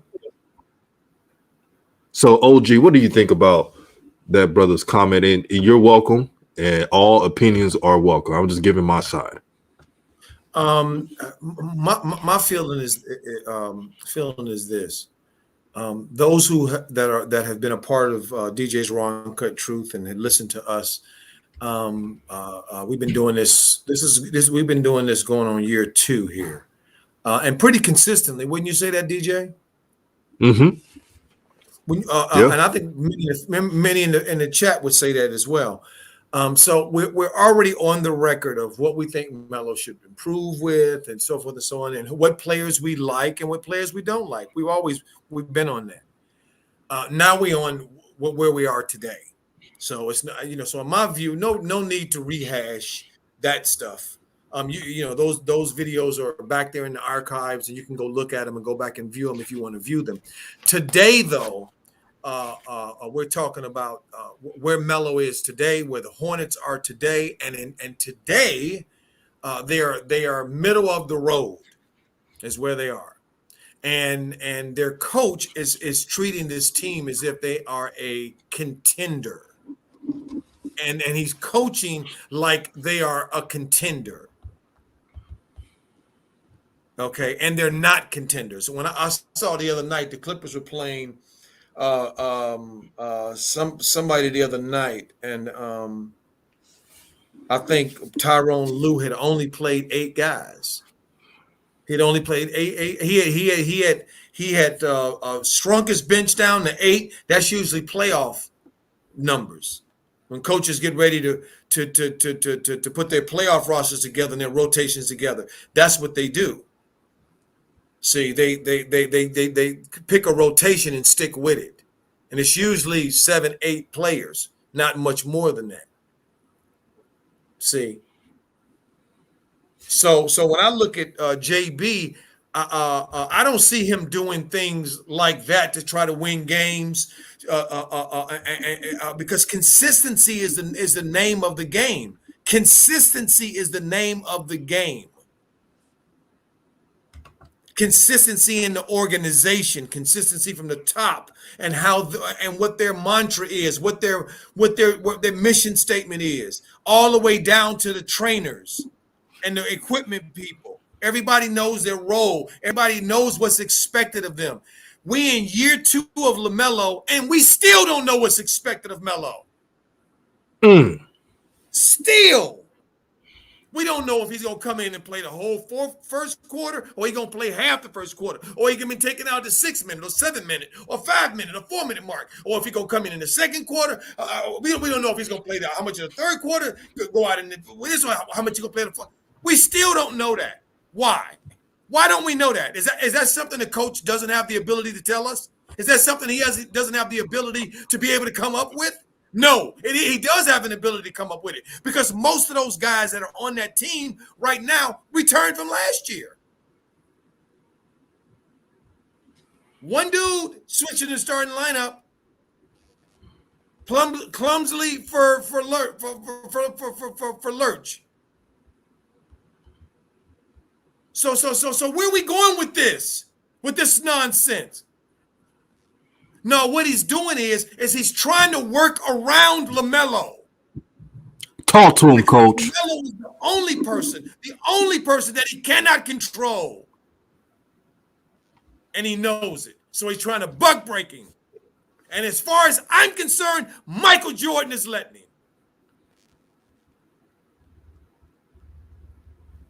Coach Joe, that was very powerful. Very powerful. But hey, he's been right on this situation. I know some people don't want to. Hey, you think, again, Coach Joe, half the stuff he's talking about, he doesn't want to be right on what this organization is doing to LaMelo. Nobody does. But we have to talk about it. And hopefully LaMelo is an all-star so the ripple effect can set in. And let me read some of these comments because y'all heating up, man. Shout out to Chicago Bulls Central. I check out your content.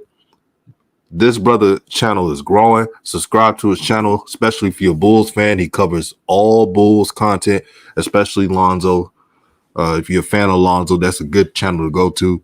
Antler says, I guess JB supporters don't be in a room when we say his mid-range game needs to get better. Facts.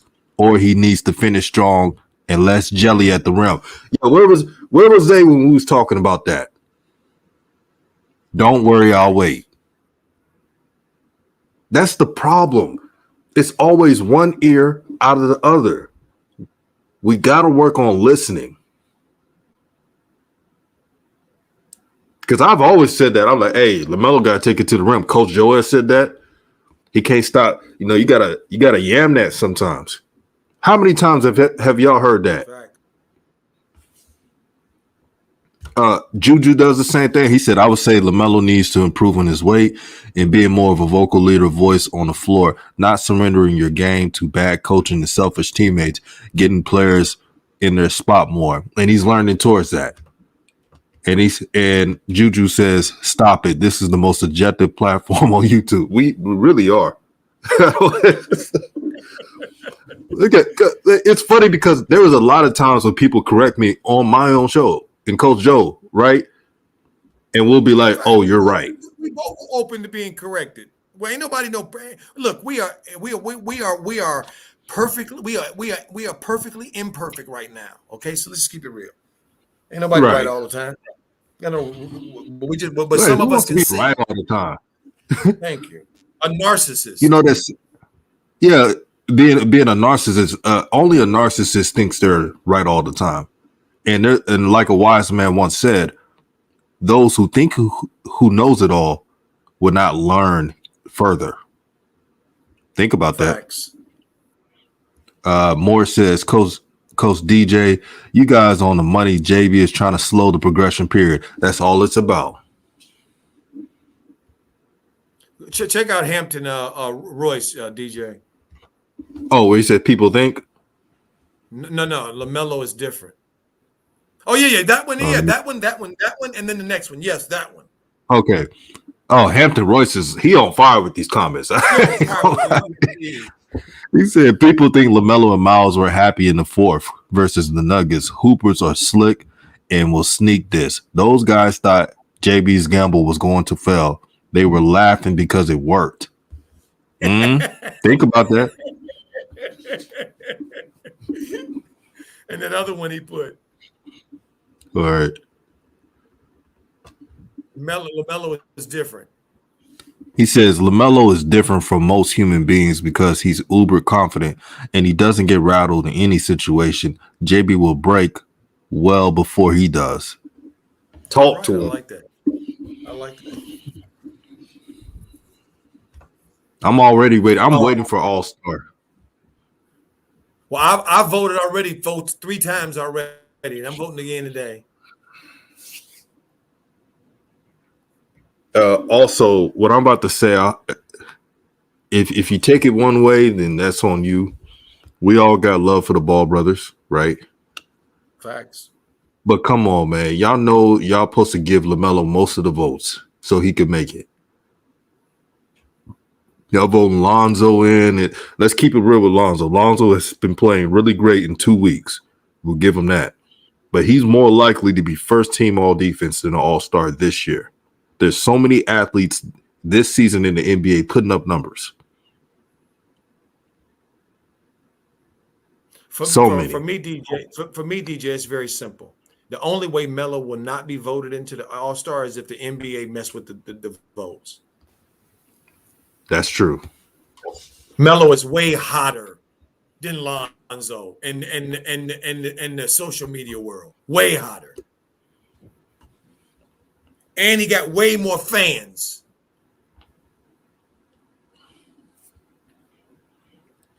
I'm glad you mentioned that, Coach Joe. Remember last season?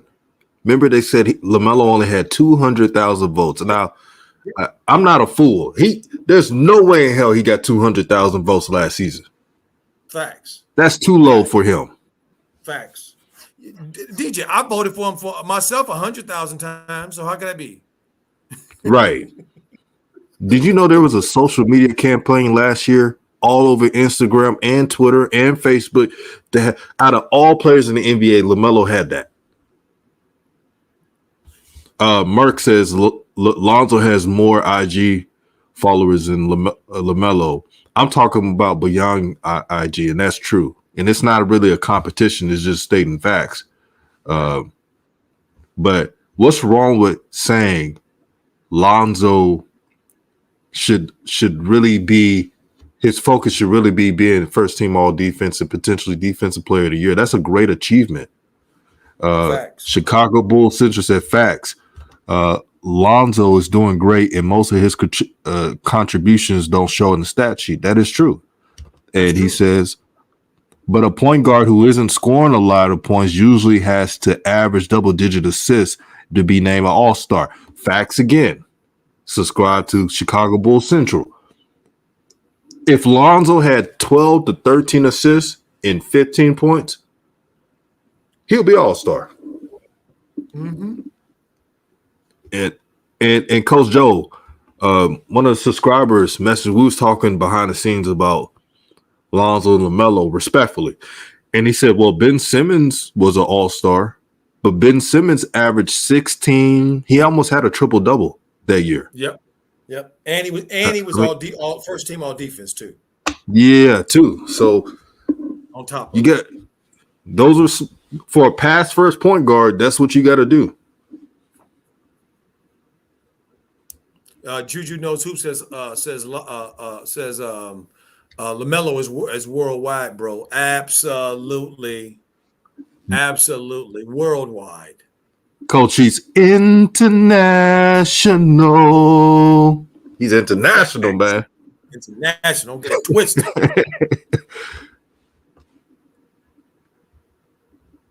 Thunder says Ben Simmons was averaging near triple-double. That is true.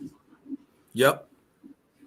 When you're in a running a defensive player of the year and you're averaging a triple-double, again, for the modern day NBA basketball, you got to have close to triple-double status if you're not scoring a lot of points to make an all-star team. Look at Rondo when he made an all-star team. Rondo was a leader in assists. He wasn't putting up points, but he led in assists. Lonzo to ever be an all-star, because I don't think he will this year, he has to average double-digit assists to even have consideration. Mm-hmm. Mm-hmm. And a lot of rebounds. Mm-hmm. Hampton Royce said the NBA didn't put rookies on the ballot until 2 or 3 weeks into voting. When I saw Colin Sexton with more votes last year, I knew that it was rigged. Absolutely. There we go. Oh, yeah, the game is rigged, man. There we go. The game is rigged, man. It's a game within the game. Thunder again. Y'all coming in with the heat. I love this. He said Rondo was averaging 11 assists for his all-star year. Tell him. Yep. That's what you got to do. I didn't make the rules for pass first point guards to make the all-star. I'm just looking at the analytics and the stats. You got to be assistant. Here's another one. Someone said, oh, well, Draymond wasn't averaging a lot of points. He made an all-star team. Draymond is this generation's best defender. Sure is. And he did average more assists than Lonzo. I gotta be honest that year. So it's just like when you add Dennis Rodman to an all-star. You just have to, because their defensive input is Hall of Fame level. Facts. Oh, yeah. Rondo was leading the league in steals, assists that year, too, I believe, and it close to it. Yeah, he was. Yeah, Draymond isn't a point guard. I hate when they keep, again, they compare players who are not natural point guards and dual forwards. Right. Positionless basketball. Yeah, right. Oh, yeah. Hey, you know what, DJ? I got to give a shout out. Oh, go ahead with Cambria. No, what were you going to say? No, go ahead. Oh, yeah, I was going to read. Shout out to the sister Cambria. She says, especially if they vote for both on their ballot, can't double a vote for one person. Good point. Yep. TB says, are they having rookie versus sophomore this year? What they do now is the rookie and sophomores are on the same team. It's like American team versus the international squad. Yeah, it's America against the world now because now it's about 22 to 24% of the NBA is foreign born now. Right. Now, last season, Coach Joe LaMelo didn't play in that game. I was glad he didn't play in that game for what they did in that All-Star voting. Yep. If I was LaMelo, maybe I'm petty because they lucky I'm not in any league because I'm my father's son, and like my father always was and taught us, we are not yes men. Facts. We will never be buck breaking or anything. We have honor and we have self-respect. And if I was LaMelo and they ain't add me to no All-Star game, I'm not playing in no USA international game on the All-Star weekend. I was like, man, I'm passing on that. Y'all don't see me as a star anyway, so y'all have fun. But you know what though, DJ? I gotta say this though, to be honest with you. Right. If Melo didn't get picked and he got picked for one of them other things, like he did last year, I would say go from this for this reason and this reason only. The fans want to see him there. Right. And the experience will be good for him because he's never been at an All-Star weekend where he's participated in an All-Star weekend. Maybe he went to a game or something, but he's never had that opportunity. And so his play is speaking for itself.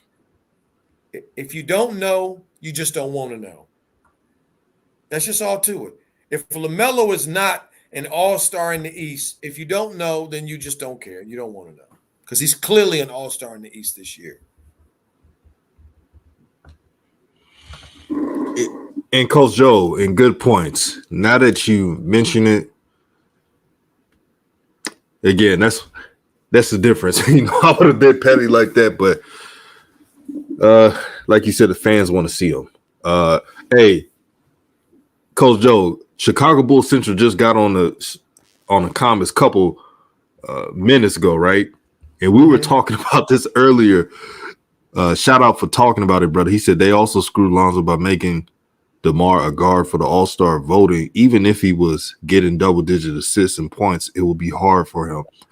And that's an outlier, and it's foreshadowing somebody's going to be left out of the All-Star team because of that move the NBA just tried to do, that bamboozle move of putting DeMar as a guard. He's not a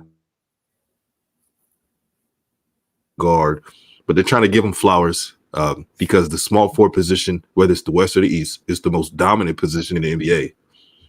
Like, even though DeMar is averaging 25 points per game, Kevin Durant, and then you got Tatum, and then you got Giannis, and then so many forwards. So many dual forwards. Shout out. No. They don't do it that way. They just say front court and back court. Right. See, so you could just pick three. So them back, ain't no way in the world in three back ain't gonna be Giannis, Joel Embiid, and KD. Right. Shout out to the sisters.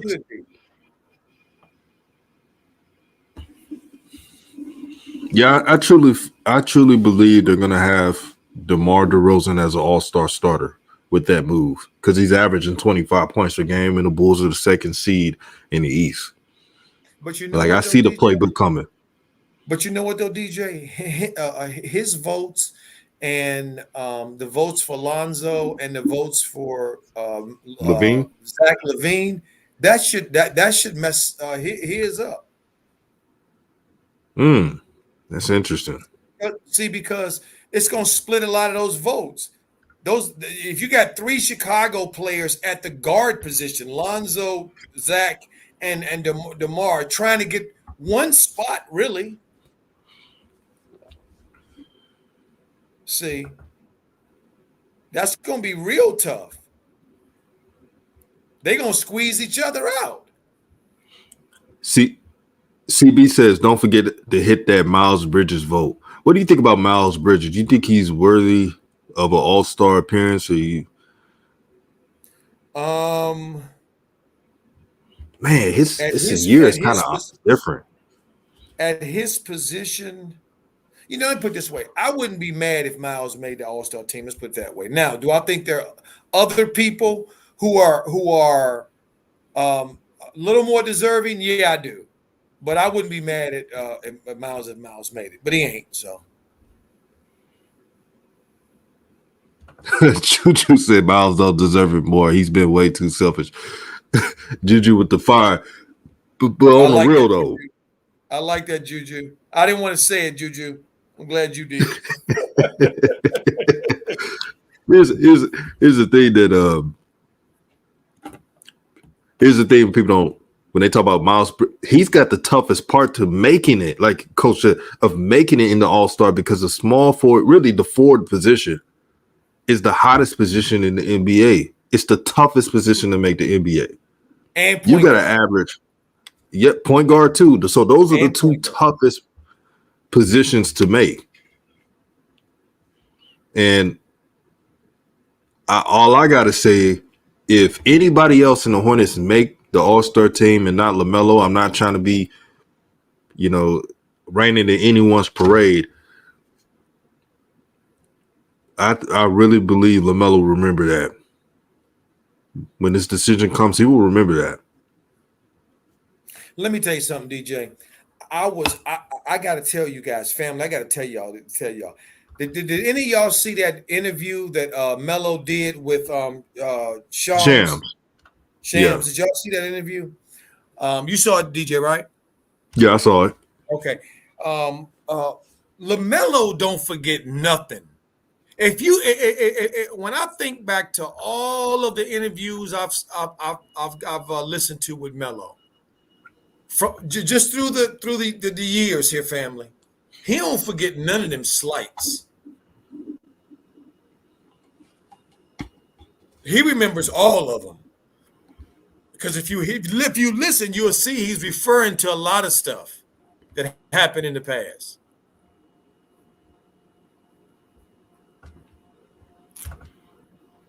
And he let Shams know about the JBA because he was listening to all the leads. He sure did, didn't he? Yeah, he said, I played in the JBA too, and gave him that look like, you better. I ain't have to do this interview. You better shout out the JBA. That's right. That's right. See, again, a slight. Melo remembered. He remembered what they did. So when the opportunity came for him in real time to address it, what did he do? He didn't let it slide, did he? No, he didn't. No, he didn't. He sure didn't. That boy sure is our son. Yeah. Merck says LaMelo has a bigger fan base than Levine. I agree with Juju. Miles playing for a new contract. He's shooting every time he touches the ball. I made this point, Coach Joe, that I miss the old Miles. And the people were trying to understand what I was talking about. I miss the Miles that played the natural 3-and-D role, the athletic wing role. Yep. He made it easier on the offense in the team by outrunning and jumping his opponents. Yep. I'm not saying this to be like, oh, he's taking away LaMelo's shine. I'm saying the flow of basketball is better when Miles Bridges simplifies his game. LaMelo's going to look for him. He's going to look for anybody that's open. And that's why this team puzzles me, Coach Joe. Because they act like they're not going to get the ball back if LaMelo controls his pace and controls the offense. And then you got Gordon Hayward, Mr. Glass, Mr. Upper Room, who doesn't want to run for shit. I mean, Solomon Grundy. He's like a mummy. Oh, I can't move. If you don't want to move, sit your pale self on the bench. I mean, I just trip off of. I'm gonna tell you, I just trip off of myself sometimes, fam. I'm just gonna just throw something out that just came in through my head. I just trip off all of the green light and all the excuses made when the veterans on the Hornets play like ish. It's so funny to me. It's not even funny. How it's always, when Terry and Gordon don't play well, boy, the excuses come out. Oh yeah. What was the last one? Well, he's recovering from an injury. It's been a week over. It's been over a week.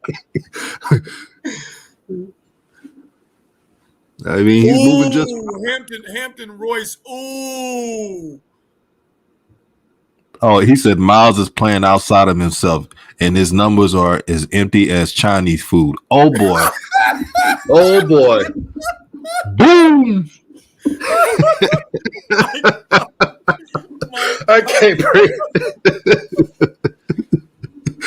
Oh man.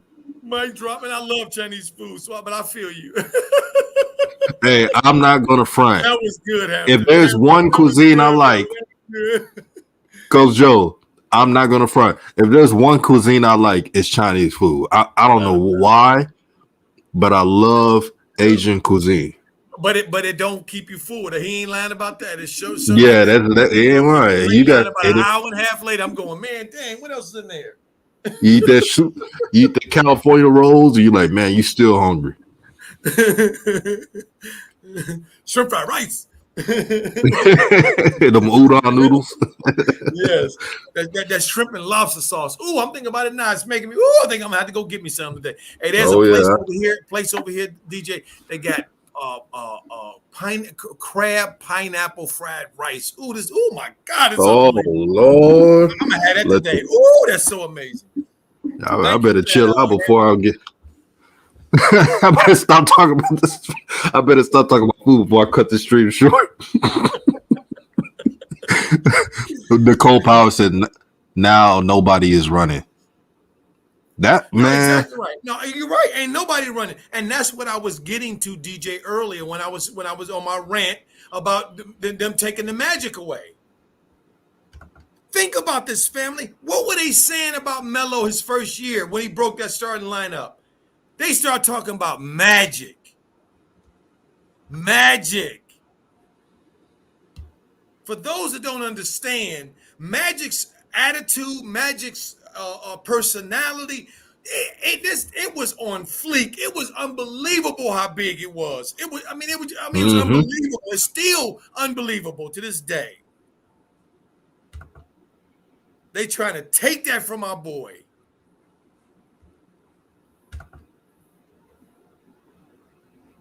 they did, man. They tried their hardest, man. I remember all that first game, and I'm still. DJ, before you say that, before you go there, please don't forget.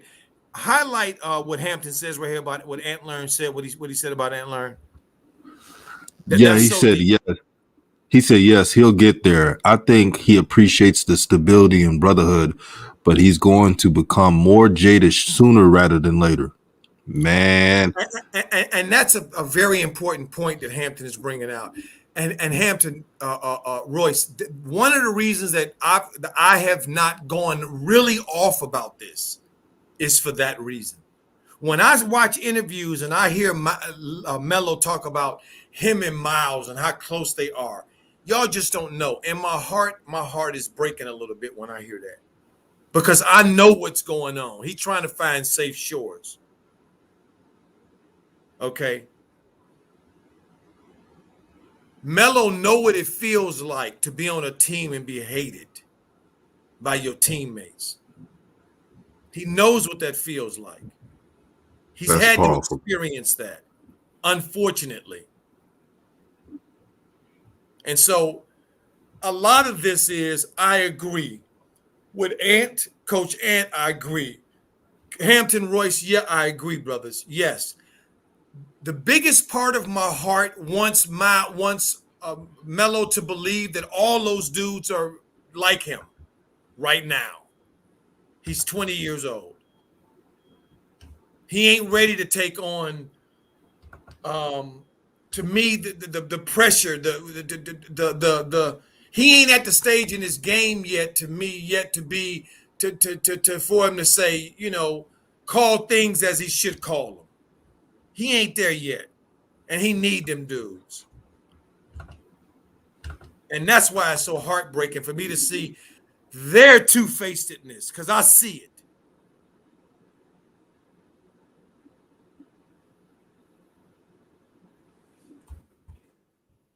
And that's powerful, Coach.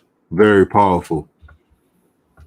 There's something about like having the ability to read people, right? Yes. And one thing about the Ball brothers, when they do interviews, they're very prepared. They don't want any old media press clippings getting out there and just, LaMelo's this. He's throwing shade. He doesn't want to be known for that. But he does know his surroundings. He's aware of it. And it kills him. I know it hurts him inside to know that once love feeling from his teammates coming in has rooted into selfishness. Now, he's going to be a good teammate about it. He's not going to throw anybody under the bus, but it's not the same. People trying to get their bags, and, it is what it is. People ain't trying to play the right way. I remember in a tweet, it was like, man, look, all I saw was Terry Rozier, Miles Bridges. Hey, they need to be an all-star. Vote for them. But not one person said vote for LaMelo for all-star on this team. That's I'm right. looking for it. Y'all That's realize that? Not That's right. one person, PJ, none of them said vote for LaMelo to be an all-star. I'm still trying to look. I don't see it. I see it for Miles Bridges. I don't see it for LaMelo. Miles put something. Did Miles put something about Melo being No, I don't see it. Yeah, I didn't. I don't see it. So this supposed to be your dog, and you won't even put a support for your brother, supposedly. And this is not. I'm not trying to shit on Miles' character. I'm just saying, are they really that close? Right. Like, if I had a homie that's putting up all-star numbers, I'm being the first one to say, hey, y'all go put, not only thank y'all for voting for me for the all-star, but my teammate LaMelo Ball needs to get some votes too, man. Y'all support him, man. He deserves it. That's what I would have done. Yeah, but DJ, let's go deeper than that. Let's go deeper Right. than this. Let's keep it real. Miles was lost and ready to go ready to sail out to the waters before LaMelo came on his team. Nobody was expecting Miles to do nothing. He looked like he was a bust. They had written Miles off. Them dudes on that team know Melo's contributions to their success, and they also know the shine that they're getting as a result of they're getting is only because of Melo as well.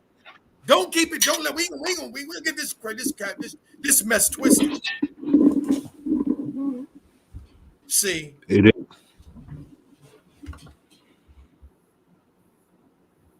It is, man. This is shout out to Macrina Daniel. She says, wow, down to earth, saying you're not going to get it that many places on YouTube. And it's not just a single my channel or anybody else's channel, but we want to bring a family feel, a comfortability where we can say what we want to say and speak about the game behind the lenses.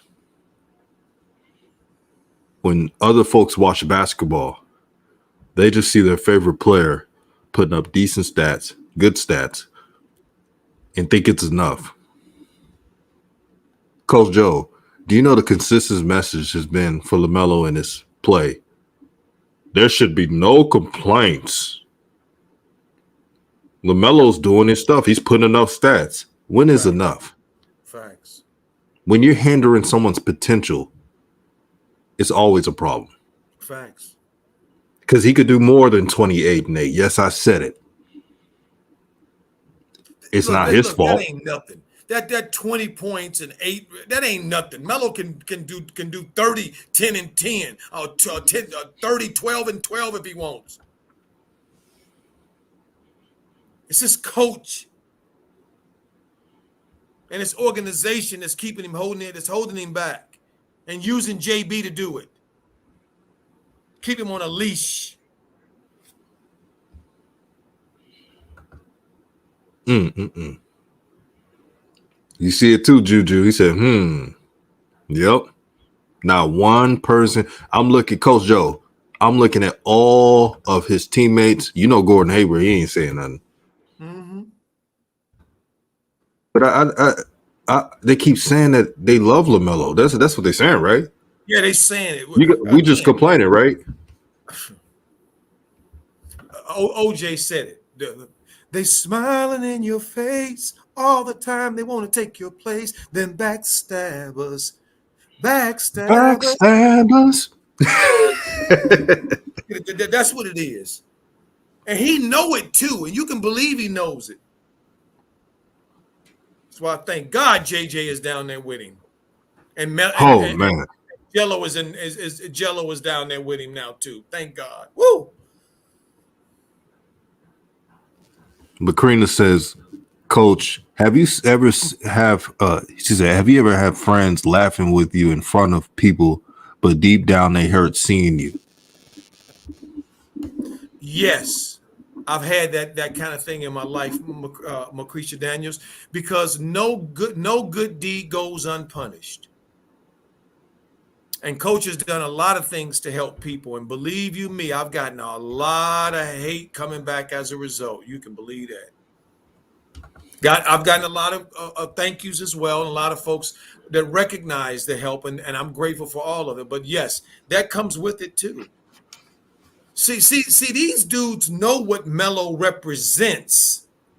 It's not about just who he is. It's about what he represents. He represents the future. He represents an opportunity for guys to experience something that they haven't experienced before. See, he's given this. He's there for this franchise to have an experience that they haven't had before. But they ain't used to this. And so when people ain't used to stuff, a lot of times their default is to not like it or to work to undo it.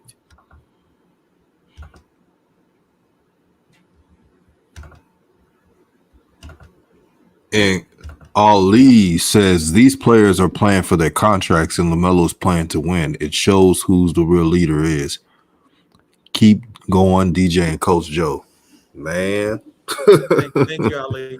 I mean, he's right, because if you look at the end of games, if Cody Martin is not on the floor with Melo and Melo's fighting and trying to get steals and trapping all that, you don't see them other dudes playing with that same energy.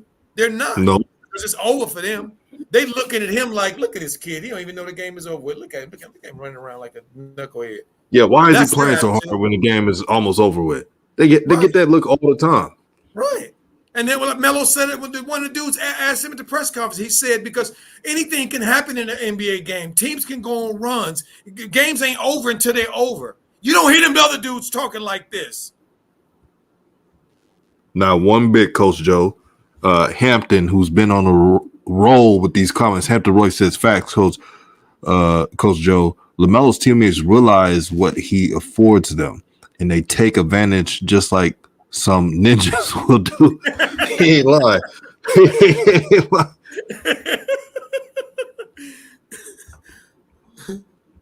That was good. And it's just like what I said. They love the notoriety and the cameras being on them that LaMelo brings, but they don't want to give him that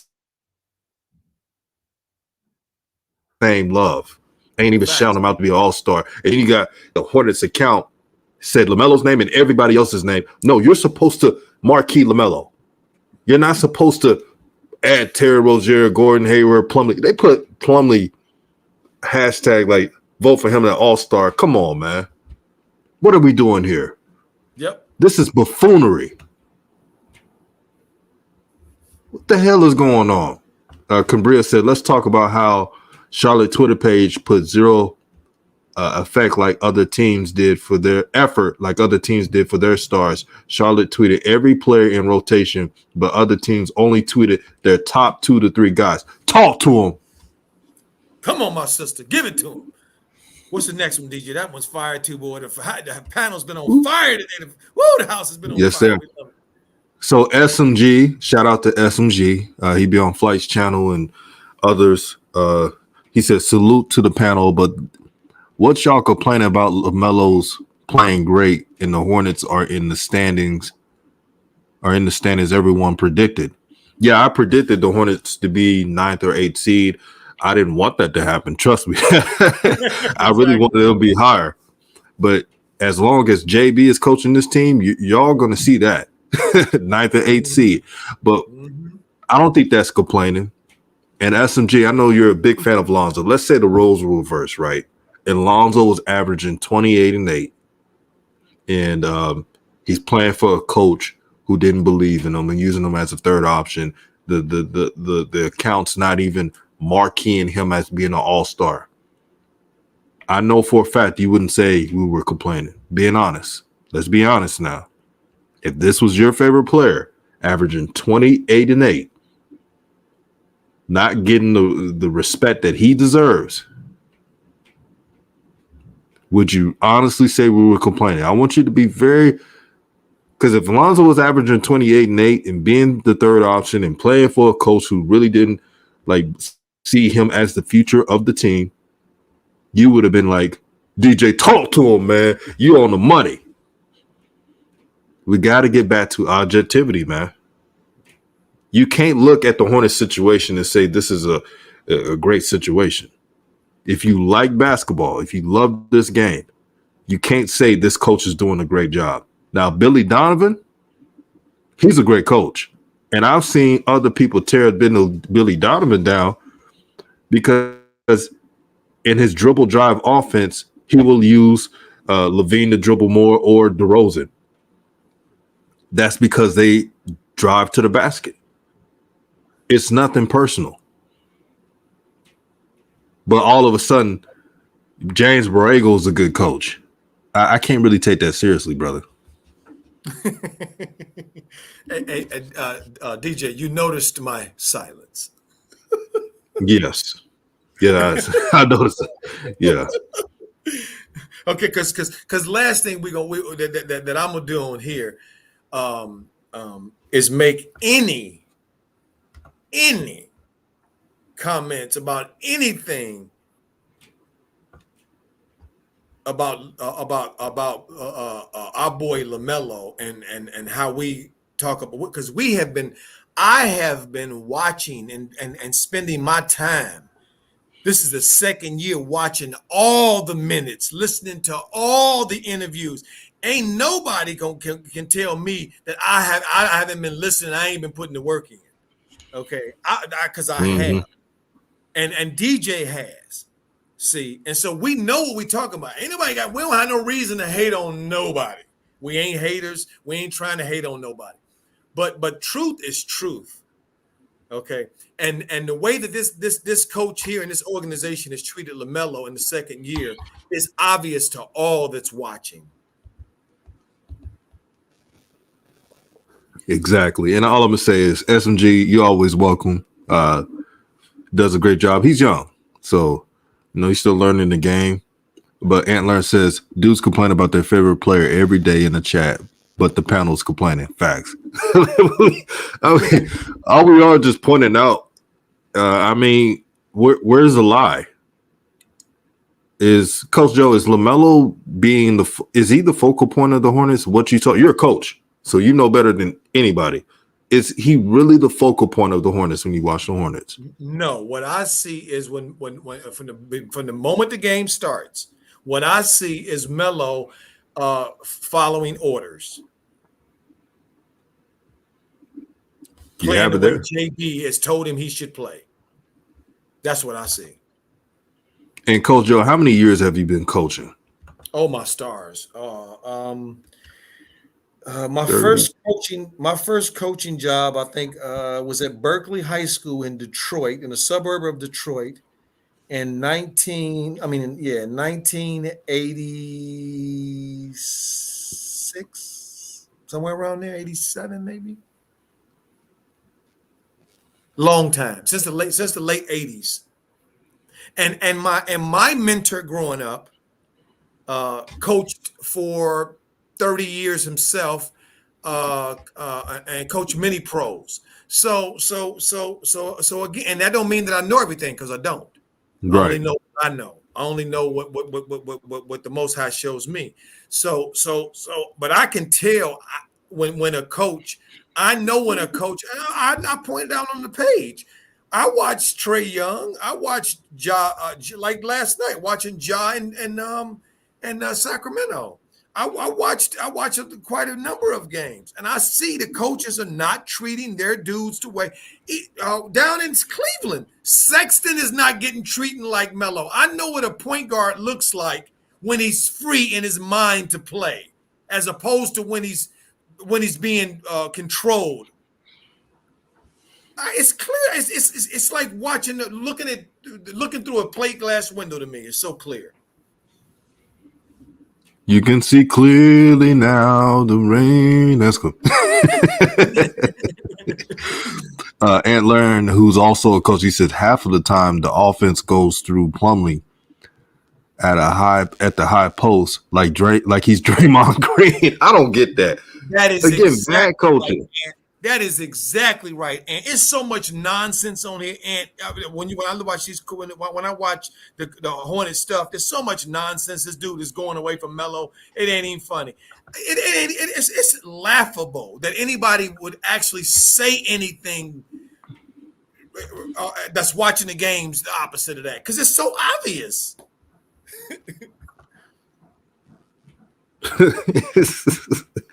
Like, it spins my head, man. I would have loved for my father to be alive to see all this, how much bad coaching that's going on. Sometimes less coaching is the best coaching. When you got horses that can run, man, sometimes Phil Jackson, he wasn't always an X's and O's guy. I know he created a triangle. No, he didn't. But Tex Winters. Tex Winters created the triangle, and Phil was not X's and O's at all. No, it wasn't. Sure wasn't. People think it was. They think it was like a magical scheme, but it. Remember that one year, where Kobe didn't play that much. The triangle didn't even look the same. So, CB says it seems the Hornet starters are having issues. None of them that I see are backing the other for the All-Star game, but during the game, when the bench is in, they play harder, better than the starters. Interesting. Mark said, you see that comment? He said the Hornet situation is not normal. It's obvious. That's exactly right, Merk. It's not. It's clearly something don't smell right. Hampton Royce says these grown-ass men don't want to admit that a 20-year-old is better than them. Most of the organizations will foresee these issues. Remember, Atlanta and Dallas cleaned house. Y'all see that? Remember, Atlanta and Dallas cleaned house when they drafted Trey and Luka, especially Dallas. And I know Atlanta did too. Dallas cleaned the whole deck out.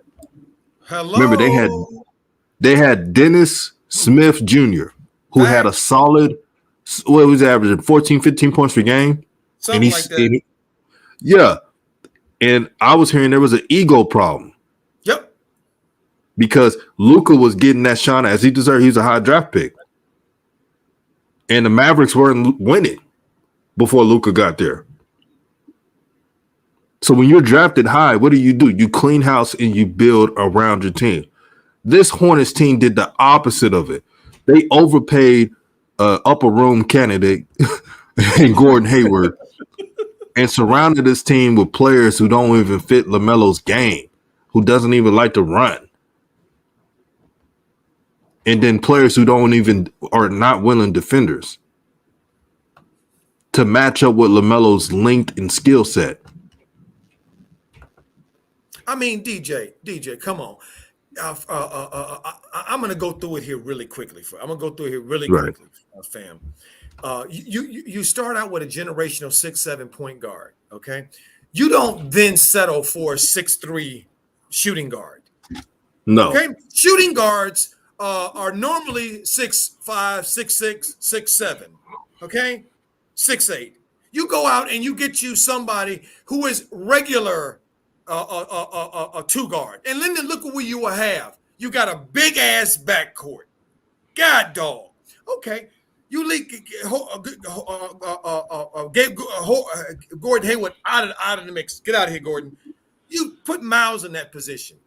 Miles is a normal 3. And tell him, Miles, you will be a 3-3-and-D the same way that Mikal Bridges is down in Phoenix. This is how we want to see you play.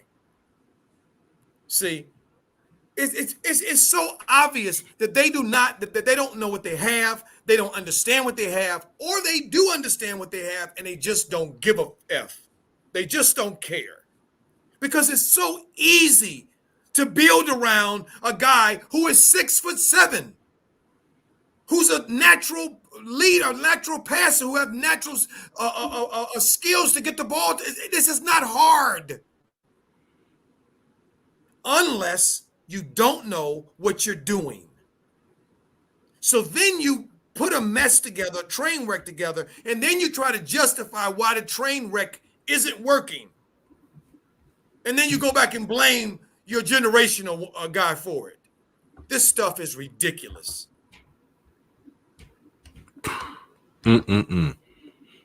Harold Chair says, look at the Hornets YouTube page. They barely even highlight LaMelo. Other NBA teams do. Again, weird-ish from this organization. I mean, I got another nickname, the X-Files, Charlotte Hornets. They're the X-Files. Doing things that are not normal that other teams do. And I called this out, man. People thought when I found out that the Hornets acquired Gordon Hayward, I was like, what's the fit? But what's the reason for it? It was the most random thing I've ever seen. Right. And then LaMelo coming off the bench. And this is how objective I was. Coach remembers. I said, well, I understand if this team had Malcolm Brogdon and let's say a Kyle Lowry on their backcourt. Let's say those two players were inherited on the Hornets, right? And LaMelo had to learn from those players. Mm-hmm. You would have justable reason for it. But here's the catch. Look, I bet you if a good coach had that situation and let's say they had those two players, they would use LaMelo more than what the Hornets have been doing. And nobody would complain about it. Nobody would trip over it. Facts. Another thing, Golden State. Let's say Golden State drafted LaMelo. And let's say Klay Thompson was healthy. And LaMelo had to come off the bench for a little bit or sometimes start in 3-guard rotations. Do you think that me or even Coach Joe or anybody in this comment section would complain about it? Nope, I wouldn't. Well, how could we? Right. How could we? If LaMelo's playing behind Stephen Curry and Klay Thompson and Draymond Green, what could we possibly say and not look like morons? But this is not the case at all. It was Terry Rozier and Devontae Graham. What are we talking about here? Those were the players. And DJ, and now we sitting up here asking, why is the coach why is he setting up a situation where now he's letting Ish Smith steal Melo's minutes? Ish Smith, family. First it was Devontae Graham. Now it's Ish. This is ridiculous. Role players getting his minutes. Not even role player, average players. Some below average. And Merck says, cool, coach. I was practicing with the Denver Nuggets in 1986. Oh, that's cool. Right on. Right on. Yeah. Shout out to the Hoopers out there. Yes. Shout out there, Merck. Man, this has been an I got excellent. a soft spot in my heart. Really quick, I'm sorry, DJ. Got a soft spot in my heart for the brothers that and to try to make it through the summer pro leagues and stuff. Merck, because I coached in the summer pro leagues, and that's over here in LA, and that's I really enjoyed it. It was a wonderful time, wonderful experience in my life. So. Yes, indeed. And Merck says the Hornets act like they were winning before LaMelo arrived. Yeah, that's exactly. what they Exactly. Talk about some culture. I like yes, what exactly. culture? Tell me some culture, DJ culture. We have a culture of winning. I'm like, I have the what is it, Swaggy P? You know that meme with the question marks? Like I have that face when I hear James Bregel in these meetings in these press conferences talking about our culture. I said, what culture? Y'all haven't won ish. Right. Right. It'll be ingrained in our culture. I mean, DJ, I listen to we Laker fans. I listen to the Lakers coaches. Even last, I've never heard this culture word so much come out of somebody's mouth. The coach in my life that they ain't did a damn thing. Right. They ain't did nothing. Talking about our we're building a culture. What culture? Look. Frank Vogel has taken teams to the playoffs before the Lakers. Yep. Won a championship and all. Yep. Not one time he mentioned culture all the time because he knows it's a players' league. It's a players' league, man. Come on, dude. Culture. I wanted to highlight something, DJ, and I've been racking my brain trying to remember what team it was, and for the life of me, I can't get it right. But family, listen to this for a sec, family. I was watching NBA TV one of these days. I can't think of it. It was one of these close days, and it was a young player that played well, scored quite a few points.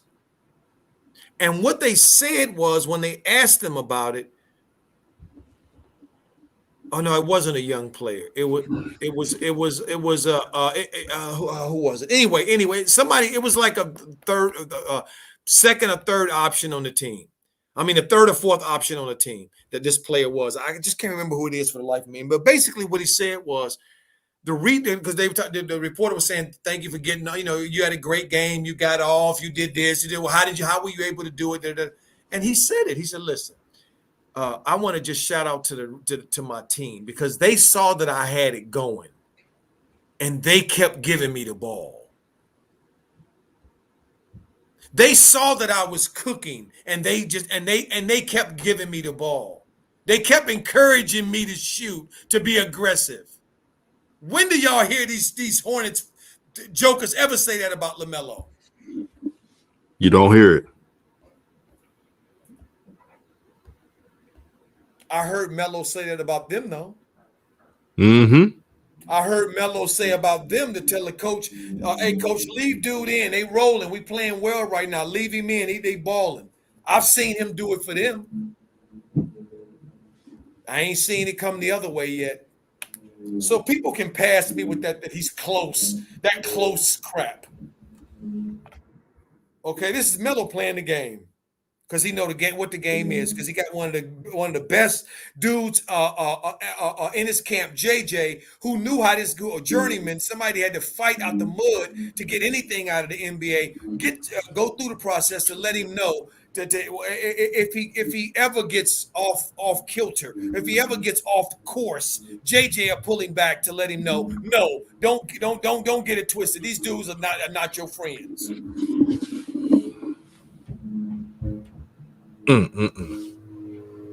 Because we didn't see him, I don't know how many times, Melo cooking, and we saw JB take him out the game. We've seen that a lot.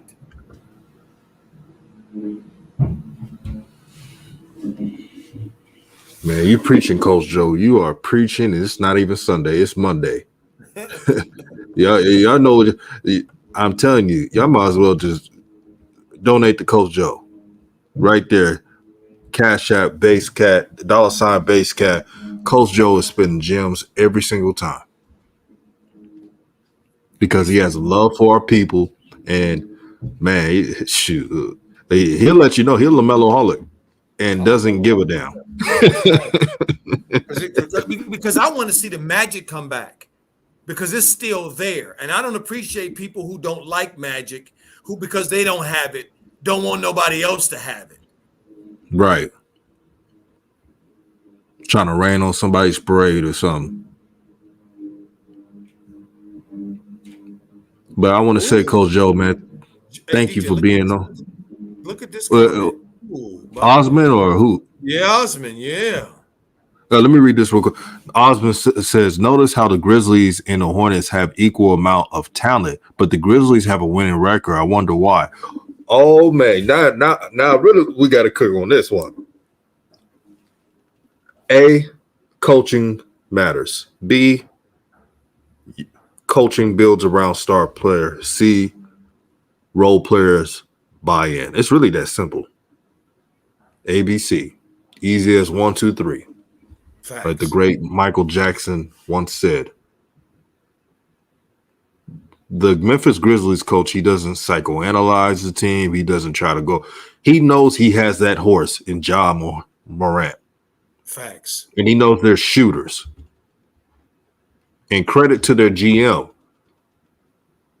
The GM has surrounded Ja with pieces that fit. He didn't overspend a la Hornets that overspent for Gordon Hayward.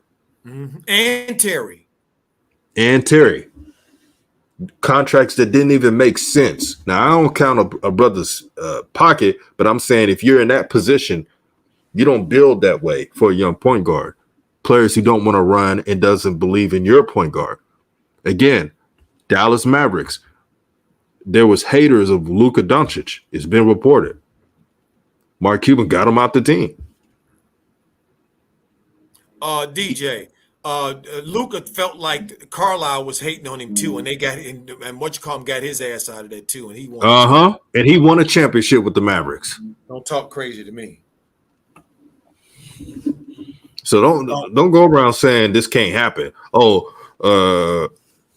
Come on, man. Firing JB, come on, it's a little too early. They're 17-17. That's not a good record. No. When has 500 been a good record in the Eastern Conference? Don't worry, I'll wait. There you go, DJ. Hampton Royce says JB promoting. Yeah, can you go to that one, DJ? Yeah, he said JB promoting this quote unquote culture system and positionless basketball as he got it from the Spurs is BS. They had a real pecking order and no question who was at the top, Timmy and the Admiral. That's always truth. Facts. Can you hit the Pope? Yeah, the Pope says, let me go up there. Sorry about that. The Pope says, I'm getting rid of Miles, try to get Jared Allen, get rid of Terry and Buddy Hill, Terry for Buddy Hill trade, Hayward and PJ for Siakam. Ooh, I like all of that, the Pope. I like all of that right there. Now, don't tell me that's impossible. Don't tell me that's impossible. I like all of that. Yeah. That's fine. In a heartbeat. Yeah, I like. I might delete that comment up there.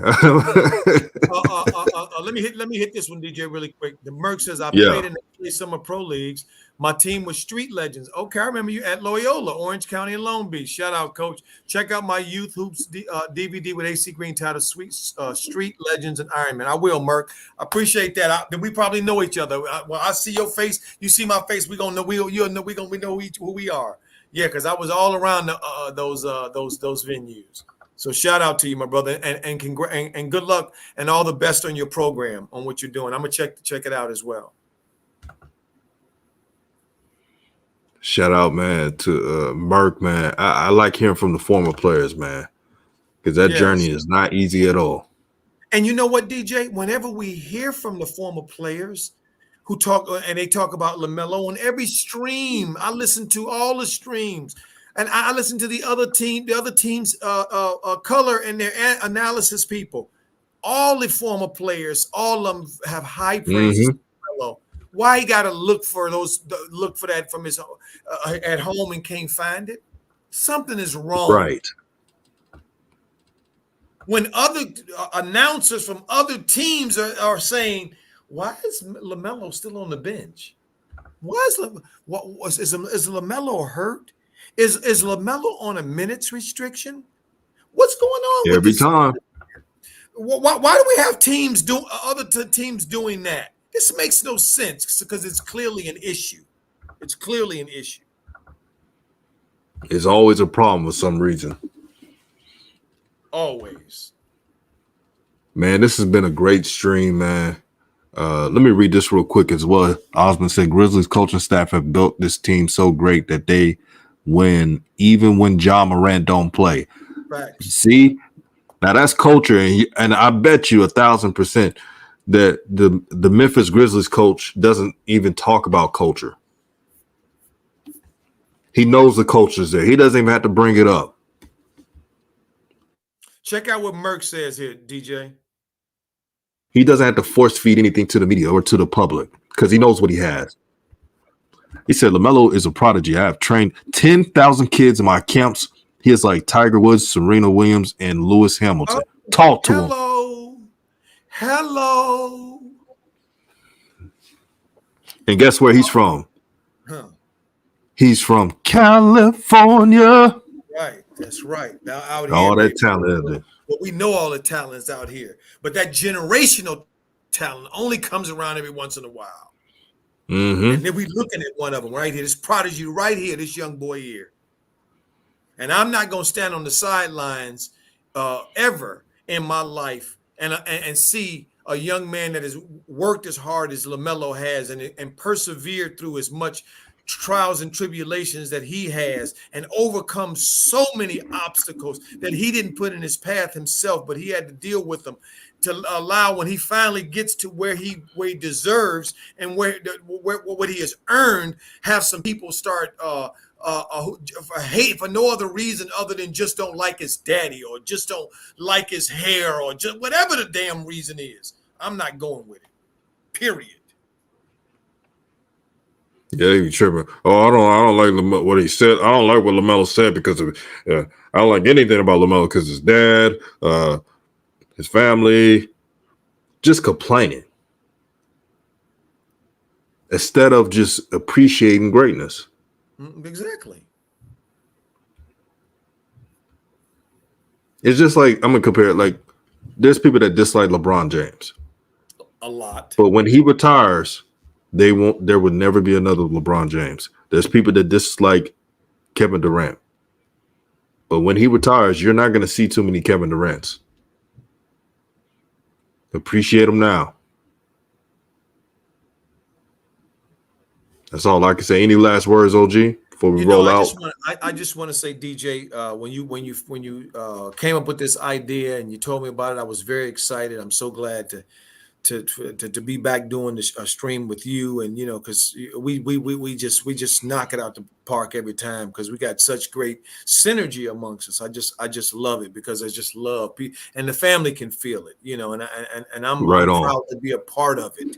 So I want to thank you, DJ, as always, for giving of your time and your efforts to try to improve this situation, to try to make it better. And I'm not just talking about the Melo situation. I'm talking about what you're doing here with this channel.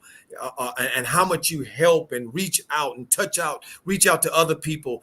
It's so beautiful, and I'm so happy to be a part of it. So I'm going to thank you again, DJ, president of DJ's Raw and Cut Truth, no doubt, Raw Truth, no doubt.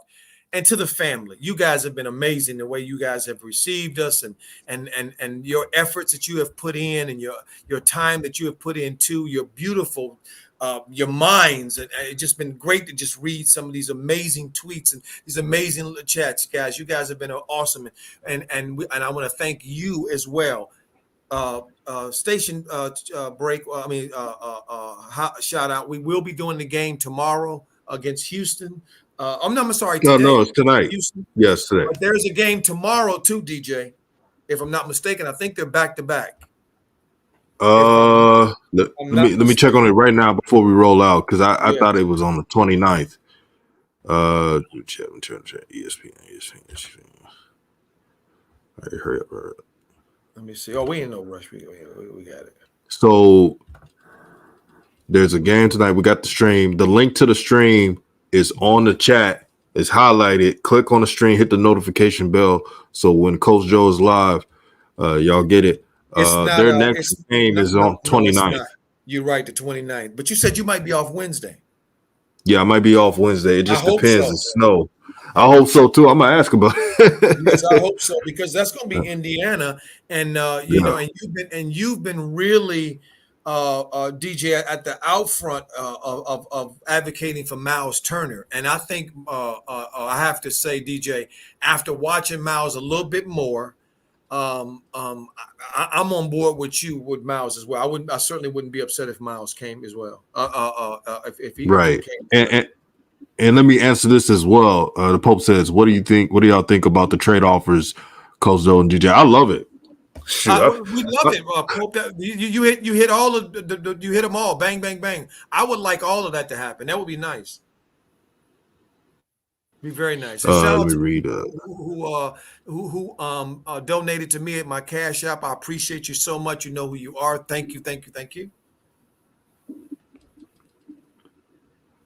Yeah, I would have been at this stream for 2 more hours, but I got to get ready for work. Yes, absolutely. I got some things I got to do as well before the stream tonight, before the game tonight. Because we will do a post game. Coach Joe, one more thing, and shout out to everybody in the channel. If we missed your comments, we apologize. We'll save those comments for this next stream today. We will do a post game. So, Coach Joe, when we do the call in post game, I got an idea. On the StreamYard, just mute it from your end, and the number, I'll give you the number to join in from the call so they can hear you. Okay. Yeah, that's good. Yeah. Sounds great. We're improvising. Okay. Shout out to everybody, the Pope, Merck, Hamptons, Macrina, Juju Knows Hoops, HL CB, Kid. HL Kid. You can't forget Harold Chairs. Everybody. Merck. I mean, Merck, TB, Super. Hampton's Royce, who was on it today. Woo! He was killing it. Yeah, we had a great chat today. Awesome. True tell the truth. Navarro, Elijah Shaw. Yes, Elijah Shaw, absolutely. Yeah, Douglas Golden Child. I can't forget Douglas Golden Child. He's been a real one since day one. And Learn. Yeah, Ant Learn. I appreciate Dex Stories for calling in today too. And Cambria, appreciate you too, sis.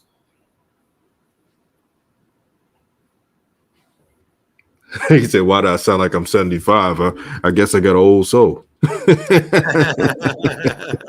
Peace and love to you too, brother. Yes, and don't forget to tune in to the Houston Rockets versus the Charlotte Hornets. Coach Joe gonna be on there as well. If you want to join the panel, I'll send a link in the chat when that stream goes on. Peace and blessings, and we're out.